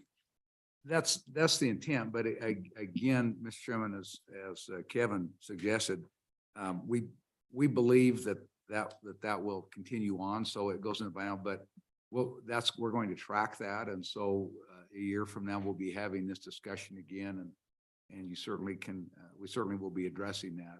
The desire isn't to inflate the annual budget any more than the base budget or the standard budget any more than what is was appropriated. How do you track the expenditures on on who gets what of these funds? Mr. Chairman, the process was to select the methodology of how many months. So we went through 1, 3, 12, and we decided that the 12 was the most representative. For example, 1 month, maybe an agency paid for an invoice twice, you know, for maybe 2 months worth of things, and it was just happened to be on the 30th and the 2nd. So 1 month we threw out. The quarterly estimate, we thought, okay, well, maybe that's going to smooth that. Well, it didn't. We still have these heavy outliers. So then what we did is we rolled into the 12-month expanse to say, okay, here's what we've actually experienced over the last 12 months in comparison. And here's the important thing to your question: in direct comparison to their budget performance. So for example, maybe only 17 of the agencies received utilities because their budget was underperforming. So we didn't add that money to their budget. But I think to answer your question and to support our chosen methodology is that this exercise has to be completed, predicated on the performance of the budget and then their exact experience. So, Kevin, do you track that for each agency and the fluctuations in it?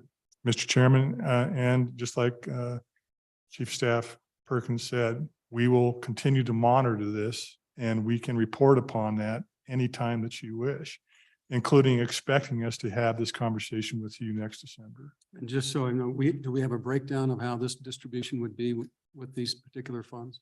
Absolutely, Mr. Chairman. That's not a complicated process at all. Yep, no, do we have a copy of it? Yes, we can. If you want to have the full-blown analysis, yeah, that's not an issue at all either. Well, I think it would be interesting to see where the money goes, or what agencies receive it. I thought we might have one. Mr. Chairman, this does tell you that. Okay. But my answer to your question is, do you want to see the full-blown massive information that we use in order to collaborate all the information for us to estimate those numbers? But this does tell you exactly where the money goes for which one of those are predicated on in-state, out-of-state travel, utilities, food, medical. And oh, by the way, we've got CAPCON and major maintenance compensation in different instruments. Okay. So I forgot to ask, going back to our prior letter, we had discussions when that original 100 million was set aside for the governor, that there would be a line of communications before the dollars were spent or where they were going. And I just wondered, I'm trying to recall that conversation, that it wasn't a requirement of permission or anything like that, but there was to have an understanding of when you were about to decide to actually spend some of those dollars, that there would be notice to the Appropriations Committee and a mechanism and, you know, kind of a rationalization of that conduct. And I want to reconfirm that is the understanding now, or if not, perhaps that we can write that into Mr. what we're Chairman, doing. there perhaps is a greater extent of communications that you'd like to have, and I don't think anybody's resistant to that, but you do have the 10-day cycle. So that would require B11, and that would push into the 10-day cycle. So you'll have that regardless of any other development. Yeah, I'm thinking that we can't do much on a 10-day notice. Mr. Go ahead. Chairman, if I can just clarify, so when you said on the former, you're talking about letter 3 back on the. Right, the 82 million plus the 50 million. Right, and I mean, and just, I mean, and so if there, just to go back and clarify, I think you're well aware of this, but for other members who weren't on the committee before, may have forgotten, or that are new. So originally last year, the appropriation that's set aside for these matching grants was $100 million. The reason there's only 82 left is because the legislature diverted $8 million for a coal refinery research pyrolysis demonstration. We've seen those bricks and some other building, seen some of those types of things. I'm sorry, that's one of them. Another 10 million was diverted from that by the legislature for public infrastructure for commercial energy development. And so that's the 18 million that was pulled out of the legislature, out of that existing fund, and diverted to other projects. So I just wanted to make sure, Ed, you're not saying that, but I just make sure that there may have been an inference that the reason it's 82 was that that was expended without advising corporations, and that wasn't the case. It was the legislature who diverted that money. So, but yes, we take that to heart, and I'm sure Randall heard that, and we intend to have more communication, not less. Yeah, because I think it's a partnership as we work down this road together. And this administration has been particularly good at that process, and we appreciate it. Mr. Chairman, too, just again for your incoming members, you also set aside 75 million for matching on non-energy projects to help maximize our opportunity. And so, for instance, one of the first projects we're looking at that is in terms of airport and expansion, and a grant that's become available on that front. So Rob Krieger, who's our Infrastructure Investment Jobs Act IIJA lead, was in front of you a lot last interim, and definitely would plan to be in front of you a lot next interim to make sure you're updated on what we're hearing on that front. But so there's, on top of this, we plan to also communicate with you about the $75 million matching fund. And then there's another one that was dedicated for wildlife crossings. And again, I think Wyoming, because of that funding and because of our existing work, we're in a good position to bring in those projects. Chairman, Go ahead. did I hear you say of this, that there's an opportunity for airport expansion with the 75 million? What did you say there was an opportunity for? Mr. Chairman, there is a federal program that we could use those matching funds. That is, it's not airport. It depends on what the specific projects is. It's for airports and improvements at airports. So it's to help improve our commercial air program in the state. Mr. Chairman, Go ahead. if I may, I thought the 75 million was intended for very high profile targets analogous to HALO or Hydrogen Hub or CCUS. Mr. Chairman, two different programs. 82 million, yes, only energy. You also created a fund that was excluding energy to do other projects. So the 82 million is what you just referenced, HALO, CCUS. The 75 million is for other IIJA projects that would require a match to help us leverage and attract more of those grants. Okay, I'll clarify the question. I thought the 75 million was intended for high profile, non-energy targets that would be analogous to Hydrogen Hub or CCUS. I'll have to go back and review the language on that. I didn't realize we were going to be able to expand. Don, would you make a note of that? Because we might want to broaden that language a little bit. And then if all of a sudden a hydrogen hub shows up and you need an extra 50 million or 25 million, that the governor can say, yeah, why not? And then we could backfill it somehow, some mechanism. And Mr. Chairman, what I had in mind is the strategic ground-based defense initiative, that there might be some opportunity in relationship to that. That's not an energy related project, but it's certainly very high profile and has the potential to create a lot of jobs. So I guess we'll just revisit the language on it. Go ahead. You'll move on to the next letter? Well, do you have any comments? It looked like. No, recollection, I've slept a few times since we did this 9 months ago, 10 months ago. But yeah, I think that was looking out. We recognize that the transport, the infrastructure bill that came out was going to have a lot of opportunities, and there were going to be both strategic projects, but there are also going to be other things and that would happen. And the anticipation was there were going to be significant matches. And I think if you go back to that language, I think that there's some, we're trying to chase matches of where we can get the most bang for our buck. And so there was considerable discretion about how that might be used. And, you look at a large project, I'm looking at, just as an example, maybe it's a poor example, but I don't know. I don't know if last time you went through Casper on the interstate and that massive overpass that goes through there, that they're down driving on the ground, and they've been building that thing for 3 years. I mean, that's a massive project, and it may not necessarily be high profile, but that obviously took Pretty high. Pretty high. It's not as high as it used to be, and it's not as long as it used to be. I mean, they've done a lot of things to value engineer that, so it's much less of a superstructure than it used to be. But Nevertheless, those, you know, there may be opportunities of that, and it was just, I think part of that was just to get the biggest bang for the buck that we could on those projects, because there's not, all these projects, you have to go out and you also have to kind of front end them, because you go out, you build it, and then you apply for reimbursement. And so, you've got to, you also have the ability, you have to have the ability to tap that and get it built and then apply for reimbursement. So there's a lot of moving parts, but it never hurts to go back and modify that and make sure that we've got the flexibility to chase whatever it is we need to chase. Okay. Mr. Chairman, it's section 325 from the budget bill that passed. And so that it was tied to the IIJA, which the airport grants are, and the requirement on it was a 4-to-1 match for federal dollars for That's every right, yeah. one state. Thank you. That helps. Okay, any further questions? All right, we are now on letter number 5. Thank you, Mr. Chairman. Letter number 5 is we've talked about that a lot. We went through this again last year. This is the kind of second phase of the attempt to do employee compensation. And I think it's even more critical now to continue on with this effort than it was a year ago. You remember the effort in the first effort was to try, the first effort a year ago, the first phase was to bring this up to the 2020 marketplace. And employees received critical adjustments with that change. And many of those have had significant pay increases.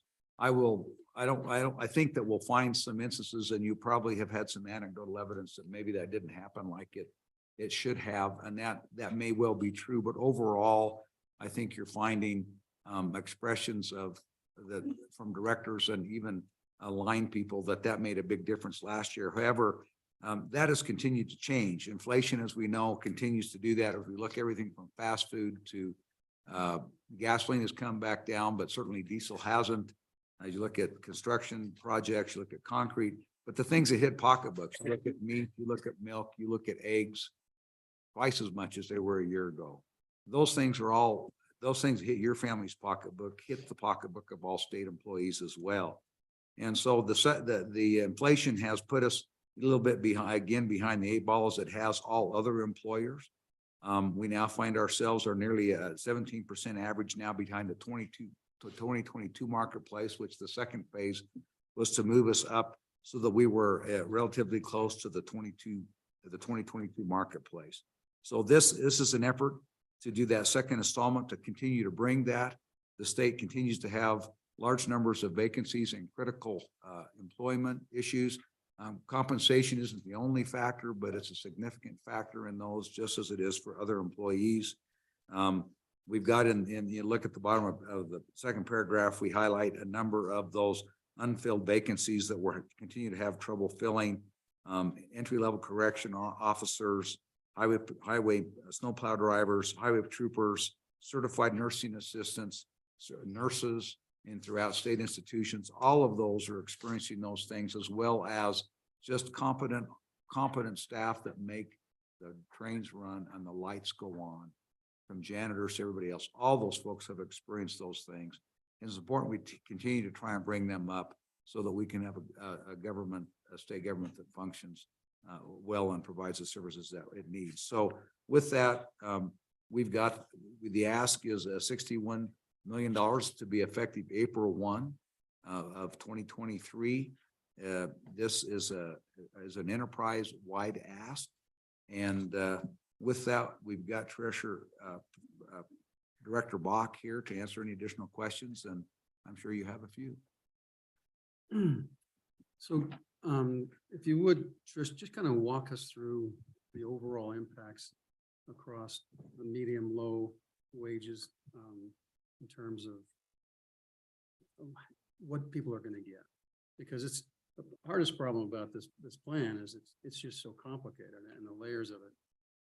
And it's interesting. I see when I go through the book, some people are getting a $3.50 increase. Some of them are 2.5. Some of them, like a pharmacist, is actually having a decrease, at least under the, and I'm curious about that as well, but just kind of give us a bigger picture of this, if you would. Thank you, Chairman and committee. Is that all? Is it working? Okay. The complication of this, if we would have said, let's just do an ECA. Can you pull that a little closer? Sure. You got a song. I have a Usually not.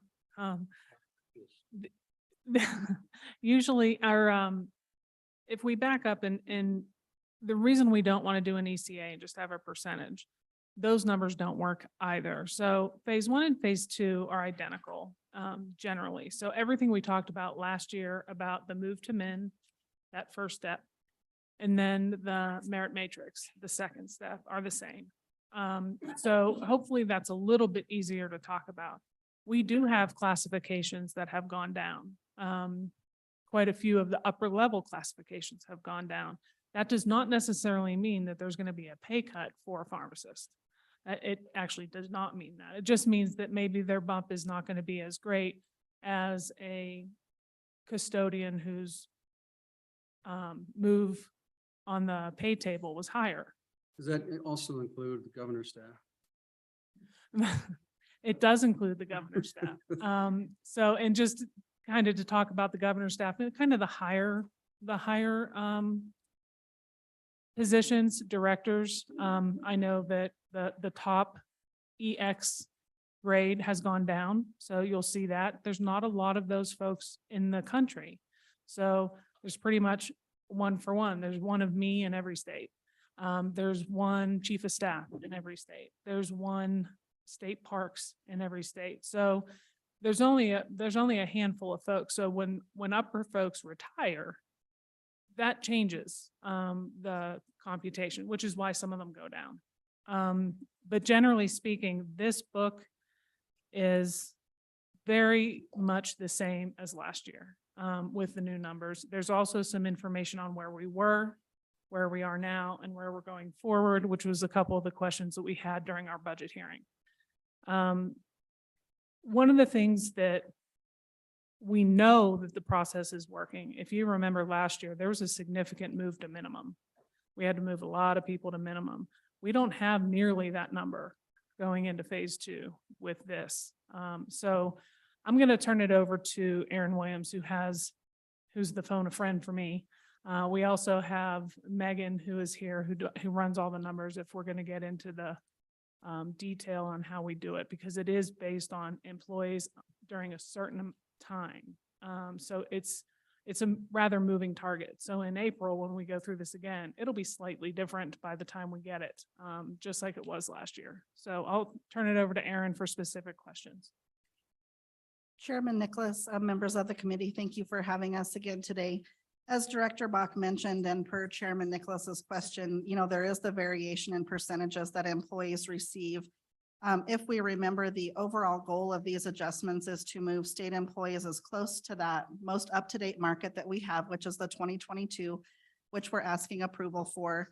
The way the methodology works, the expedited formula that we chose to implement based on how far behind we were, looks at a combination of moving those employees who are furthest away from their market rate with the highest performance.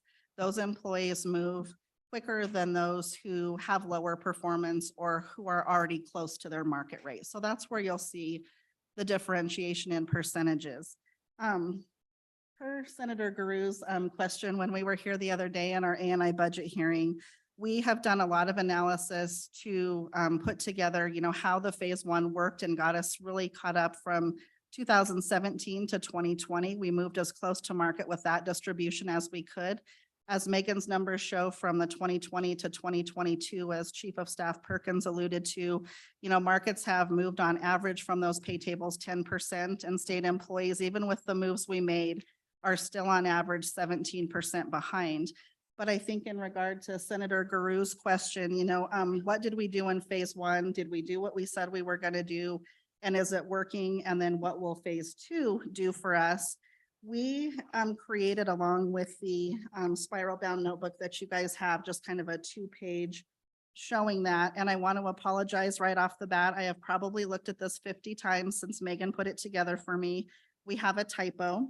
And so if you look at the tables on page 1, the front page, the bottom column of each table. Does everyone have that document? And I don't know if you guys have received this yet. It might have come in an email. Don, have we received it? Looks like we have. It's called State of Wyoming Compensation Package 2-year examples. Right, looks like this, and it's just, they just put it on my desk not too long ago. All right. If you look at the bottom column, proposed compa ratio, it says versus 2020 market on those last two lines of each table. That should actually be the comparison to if these, the governor's letter is approved and we approve the phase two adjustments, that's where saying- employees will Help end me up. with Where last two lines on which? The last column of the table, the first table, it says proposed, the row, proposed compa ratio, and it says versus the 2020. That should actually say 2022. 22, okay. And the same thing on the correctional officer, the last column should say compared to 2022. The column on the back is correct. Same thing, rows. but yeah, exactly, it's right on the back. It's right on the back. Okay. What this shows is exactly what Senator Guru had asked. We decided the easiest way to explain the difference in matrix is we have some classifications that have been hit the hardest by increases in market and us not keeping up with those salaries. A trooper two is a really good example. So their hourly rate before the increases that we gave in July, those individuals started out making $28.94 an hour. After the July 1 increase, you'll see they received on average, the superior employee got a 9.5% increase. They were extremely far away from the market policy position and they had the highest level of performance. That moved this individual to $31.69 an hour. So their compa ratio went to 98.1%, whereas prior to that, they were hovering around 94, 96%. If we are granted the request that we're seeking today, these employees would also receive another 9.5% if they got it, assuming they got a superior this year.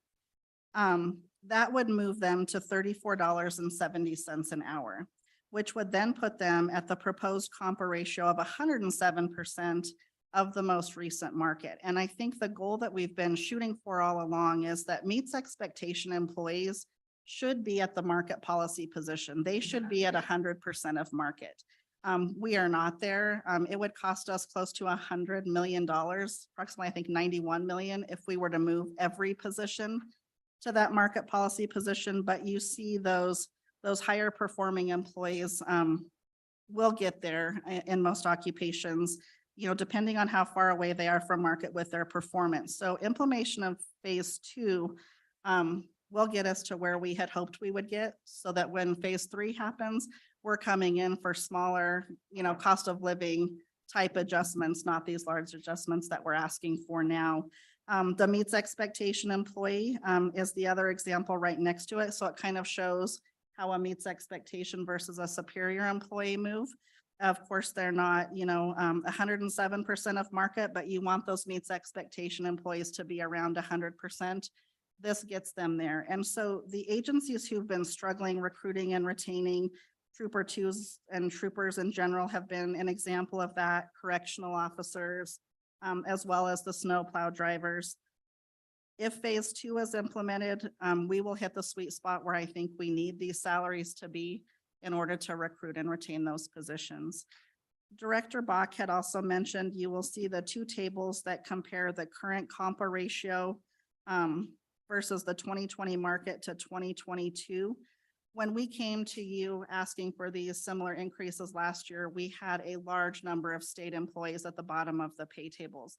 A substantial amount of the last allocation went to just moving those employees to the minimum of those pay tables. When you're looking at these examples, this also helps support the question that Senator Guru had asked. In 2020, we had 80 to 85%, approximately 1,785 employees that were at the very bottom of the pay table. With those moves in July and with what we're asking to accomplish with phase two, there will only be 165 employees at that 80 to 85% at the very bottom of the pay table. Those are typically newer employees who are potentially on probation. They don't yet have a performance evaluation, or those are our lower performing employees that we're working with on work improvement plans to get them to where they can be successful in their position. So those tables really highlight that adjustment from where the number of state employees were concentrated prior to July and the ask we're asking for now at the very bottom, and we're moving closer to that market policy position.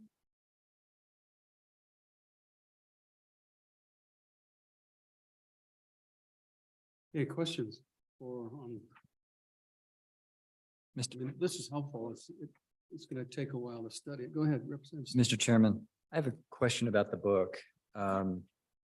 Just so if I look on page 9, it looks like for attorneys that the 2022 proposed pay table is lower than the 2020 current pay table, which if true, we would all agree is a good thing, I'm sure.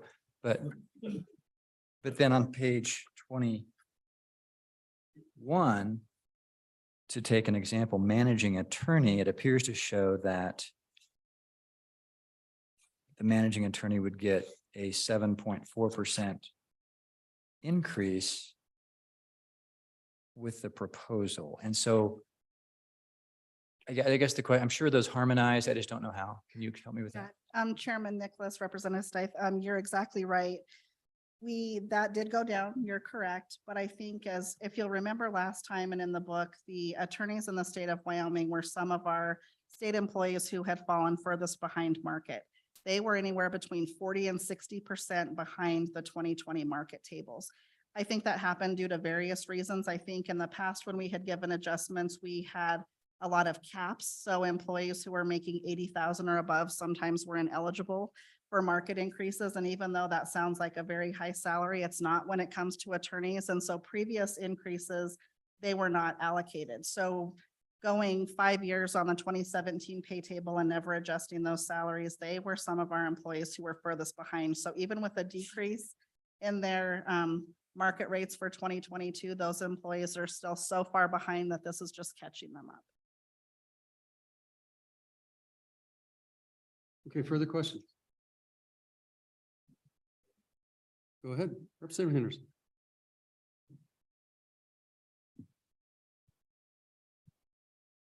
Thank you, Mr. Chairman. Director, do these tables reflect an allowance for, the amount that the additives, within each area would change? Like for withholdings and compensation? Go ahead. The benefits. Chairman Nicholas, Representative Henderson, I think benefits and everything are included in the compensation adjustment. So I would turn it over to Megan if you have anything additional to explain it better than I can. Mr. Chairman, Representative, these numbers are changes in base pay. However, in our total ask, we do calculate variable benefits into that. Thank you. So could the request is for the 61 million to be effective immediately, essentially. And I wonder why. I mean, they just got a pay raise literally less than a year ago. And if that makes sense, but also then how does this biennialize, or how does that work into the ultimate dollar numbers? Mr. Chairman, I can take the effective immediate question, and that is, I'll again just highlight some of the information that put out there in terms of some of the vacancy rates that we're facing right now. There's critical need for this. So correctional officers, I'll just highlight it's in the governor's letter. He's pointing out that 33% of the positions are vacant right now. That's 140 vacancies.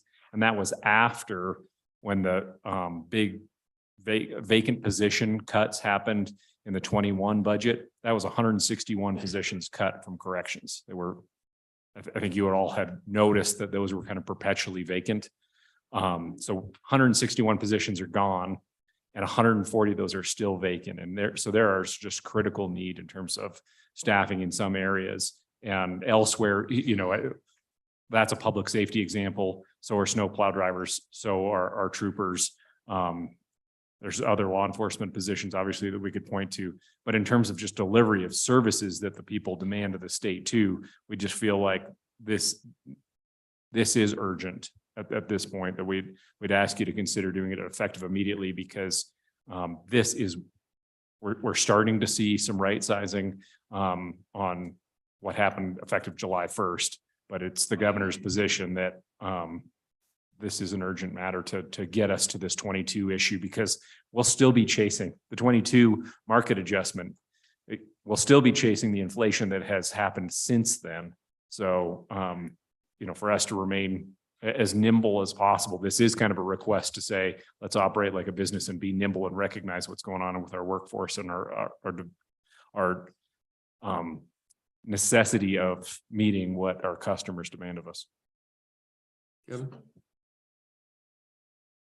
Go ahead. Mr. Chairman, as far as the $61 million, that would be 15 months. That'd be the 12 months for 2024 and the 3 months in 2023, which is April, May, and June. So if you divide the 61 million by 15 and multiply by 12, then you get the yearly amount, which is 48,850,000. 48,850,000 is the annual amount. And then for 25-26, because this will be biennialized, that statistic is 97,700,000. And that's for the enterprise. That includes the executive branch, the community colleges, the University of Wyoming, and those off-center budgets or off-line budgets like the Business Council, et cetera. We've got the whole portion in there, and I have a spreadsheet to show you that detail. And so overall, with the two combined raises, what's the average increase in wages across for state employees? Chairman Nicholas, are you asking the percentage or the Both. percentage? Both. Yeah. The average percentage is approximately 6%. 6%. 6% per year per increase, so a total of 12%. It would be 6% for last go round and then another 6% this go round. Sorry, So roughly 12%. roughly. Yeah. It's Other a than little the- bit different with the calculation because once you have them after last year getting the adjustment, those numbers are higher, obviously. So that's why the math is a little more complicated because you're looking at each position. We look at each position. We don't look at it aggregately. So that's why it's 140 pages in the booklet. But I did want to touch back, and I'm sorry I didn't get the second part of your question before. I think it was answered. We have a record amount of turnover at, I believe it's 20. I'm sorry. We have record turnover currently at 24.8%.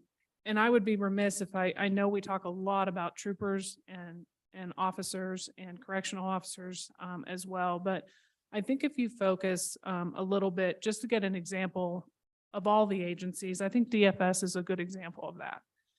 If you look at their statistics and they start on page 90,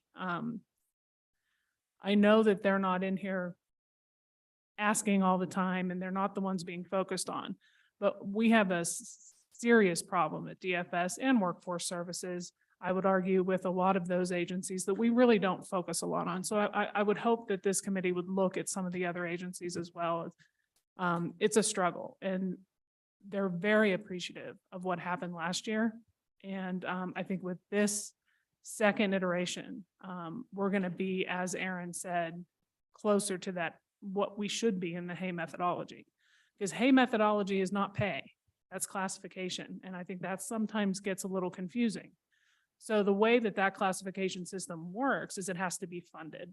And in order to be funded, we have to have the money to say, okay, you're meets expectation, which is a good performance.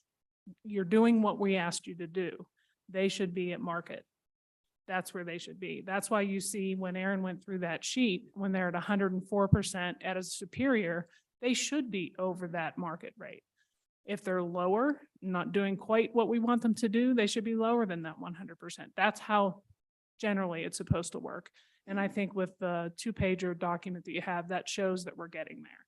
So when we come back on phase 3, that's the normal cost of living adjustment.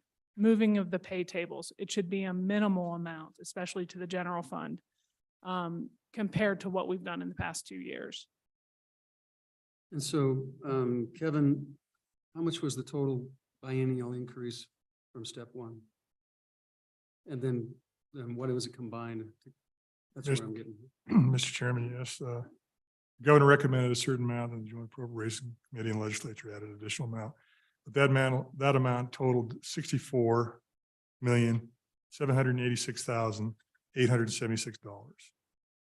So it's basically 64 plus 98 by when they're all wrapped together. 6598. 65. Mr. Chairman, Go ahead. Mr. Chairman, Director Bach, I probably misunderstood the last exchange here. So when the dust settled last year, the average increase for state employees was about 7.97%, I believe.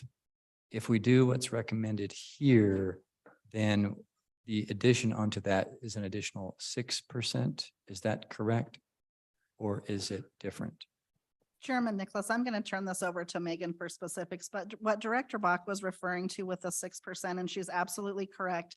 On our market merit matrix, there's two things that happen. First, we move employees to the minimum of the pay table. Then we distribute along a matrix that it's anywhere between 0% and about 10.5%. So the average there on the matrix portion hovers around 6%. But what happens is some employees get that move to min, and then they get the matrix move. And so we're seeing last year's increase, like you mentioned, was the 7.9% on average. This year, we're implementing the same percentages, and Megan can correct me if I'm wrong, but those percentages are showing to be between 7.3 and 7.9% again. It's very close to last year. Yes, Administrator Williams is correct. So say those numbers again, 7.9? 7.3 to 7.9%. It varies depending on when we run it, but it's hovering around the same as last year. Go ahead.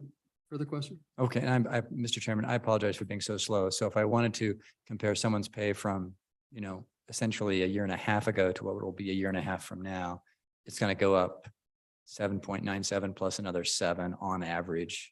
So about 15% on average, just roughly. And that's on average. We have some employees and what I think we have to keep in mind is it's not exactly what happened to an employee this year is exactly what's going to happen to them going forward, because I might have got a superior performance last year and I was furthest away from market and I could have gotten a 7.5% increase. Now I'm closer to market. So that piece of the pie is going to slow down and I might only be a meets expectation this time. So just because I got 7.5 last year does not mean I'm going to get that this year. I could only get 3% because my performance has slid. So how do you determine and what do you anticipate the number of employees that are superior versus meets expectations? I mean, do you direct your agencies to say you need to spread this out so that you have a bell curve or some other mechanism? We don't. However, if we are able to look at, for example, last year, when it was announced how the matrix was going to be, we anticipated seeing maybe an increase in commendable or superior ratings. We didn't really see it. It's on a bell curve. In any of them that we did see, we mentioned it and talked to them, and then they were adjusted. So we have to kind of go on what we know on the bell curve, and that's what we base our numbers on. So what now, I mean, out of the 7,800 employees or whatever the number count is, how many are superior and how many are meets expectation? Chairman Nicholas, we have that data. We don't have that with us today. That is something that we run before each reiteration. The governor's office also asked us for that information after the July increases to compare what the performance ratings were before and what they look like this time to make sure that there wasn't any creep in that. So we'd be glad to get you that information. Before we break for lunch, one more question. So last year, when we went through this process, when we looked at the states that you use to come up with the wage, it included Washington State, included Oregon and Utah. And I think I recall asking you the question back then, what happens if you take the three highest paying states on average wage out of the equation? Because I think to compare Oregon or Washington State on what their average wage is probably a big stretch, because they have a completely different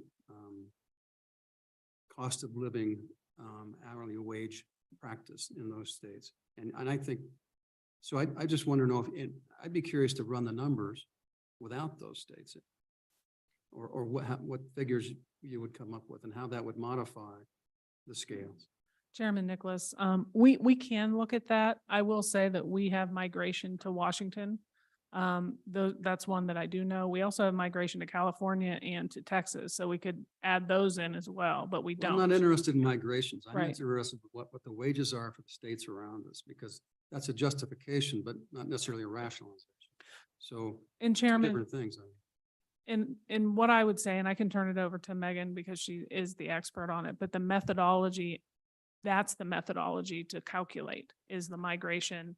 And that's why we use those 12 comparator states. So I can't turn it, but we can take them out and see what that looks like. I'm not sure it's going to change dramatically. But you know, the cost of living in Oregon or Washington are so different than they are here, because it's apples to oranges, and it just makes sense to me to have an equal scale as best as possible. But I'm just curious of the numbers, how they would change if you limited it, say, to 10 states instead of 12. And if you've gone through that exercise. Chairman Nicholas, we have gone through that exercise somewhat, not to the degree you're talking about, but we can get you a documentation on that as well. What do you think, Megan? Mr. Chairman, we did run this last year when you asked the same question, and we worked with Dr. Liu in economic analysis on net migration, which historically is how we've chosen our comparator states. As Director Bach mentioned, Texas and California are at the top of that list. Oregon and Washington are also towards the top. However, we take out Texas and California because economically they're not comparable to Wyoming, and we add New Mexico, who historically has lower wages than Wyoming. So that's what factors into our analysis as a balance. So if you did do it, I don't recall seeing the numbers. Did they change it? I did not run a total market without those present. Go ahead. Ready on this letter I got from Governor Gordon, it's signed XOXOXO. Does that mean it's real important?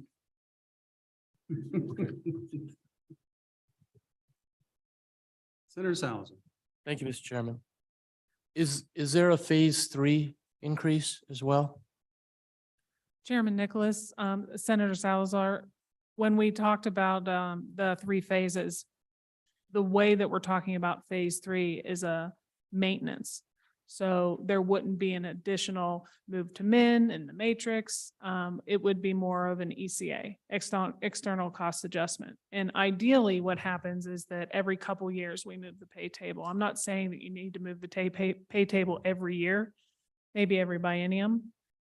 Then what you're looking at is a significantly lower number, more like the normal 3%, 2% cost of living increase. Mr. Chairman, can I follow up? Please. Okay, so help me, I didn't write this down. Can you give me again the percentage for phase 1, the percentage for phase 2, and then what is that number for phase 3?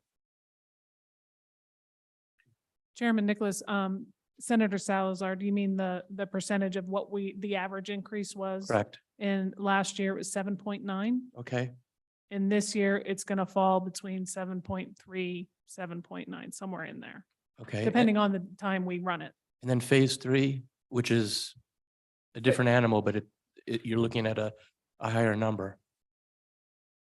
Chairman Nicholas, phase 3, like I said, would be a external cost adjustment, cost of living increase. Right. Generally, those tend to be somewhere between 2 and 3%. And that's just a very big generalization. Last question, Mr. Chairman. Please. So all these phase 1, 2, and 3 have occurred over a 3-year period or will occur over a 3-year period? Chairman Nicholas, Senator Salazar, I don't think you would get that third phase into the 3-year period. I think it's a little further off than that. So it'll be Within 5 years, I would hope so. Thank you.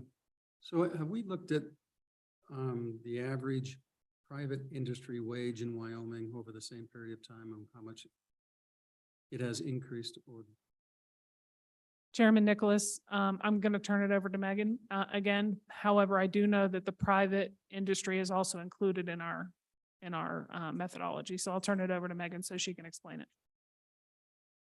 Mr. Chairman, I get aggregate data, and so I will have to look at those numbers Okay. specifically for you. with those two numbers? Thank you. Yes. Okay. All right, it's 12:26. I think we'll adjourn for lunch and be back at 1:30. Any questions before we break for lunch? Don, anything? I just wanted to give you one other anecdotal evidence, one other anecdotal comment that I just learned this morning talking with a director. One of the other things that happens, and I think that some urgency, and one of the reasons about the April 1st deadline is the importance to fill, and this is just an anecdotal example.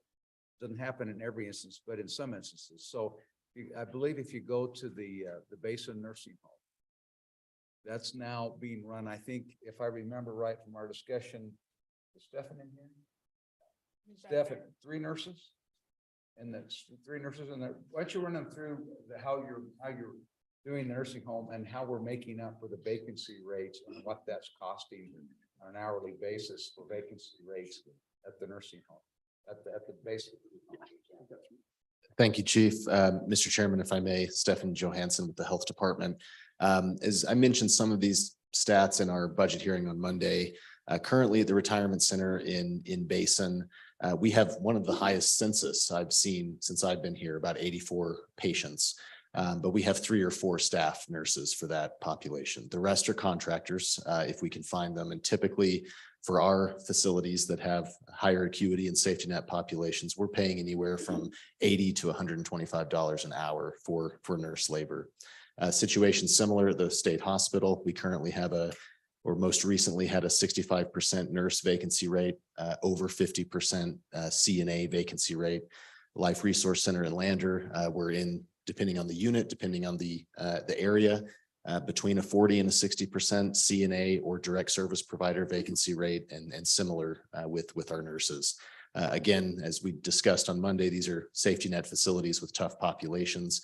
Really exacerbates our ability to recruit. So as Chief of Staff Perkins mentioned earlier, I think we have seen success from what was put into place last year across the board. It's hard to control for some of those exogenous variables like changes in the healthcare market that have happened even since then, inflation, et cetera.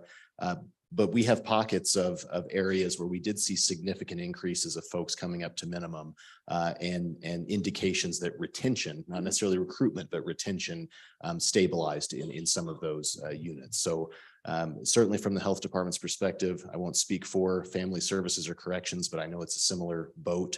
Any of us who operate direct care 24/7 facilities, it's been an immense challenge for us and our staff there, but happy to provide the committee any other useful data from the health department that would be helpful. Chairman Nicholas, I would also echo what Director Johansson is talking about. That's why I hesitate to kind of pinpoint one agency or another. But if you look on page 88 and 89, that's the Department of Health.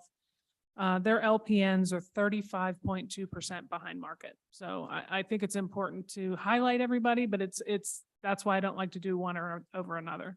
You know, so our experience, I think, statewide and nationally is LPNs and are figuring out a new business model. And I think we're all getting taken advantage of to some degree as part of that, because it's just an interesting problem we'll have to deal with. But even the local hospitals have the same issue. So. And then you pay 2 or 3 times more per person hour because of the way that they've developed this new working model for traveling nurses. It's a problem in and of itself. And by the way, everyone, what an amazing thing that we have the revenue now to even address this issue.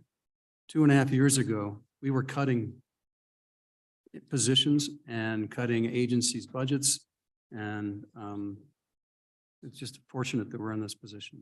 Okay, we'll see everyone at 1:30. Thank you.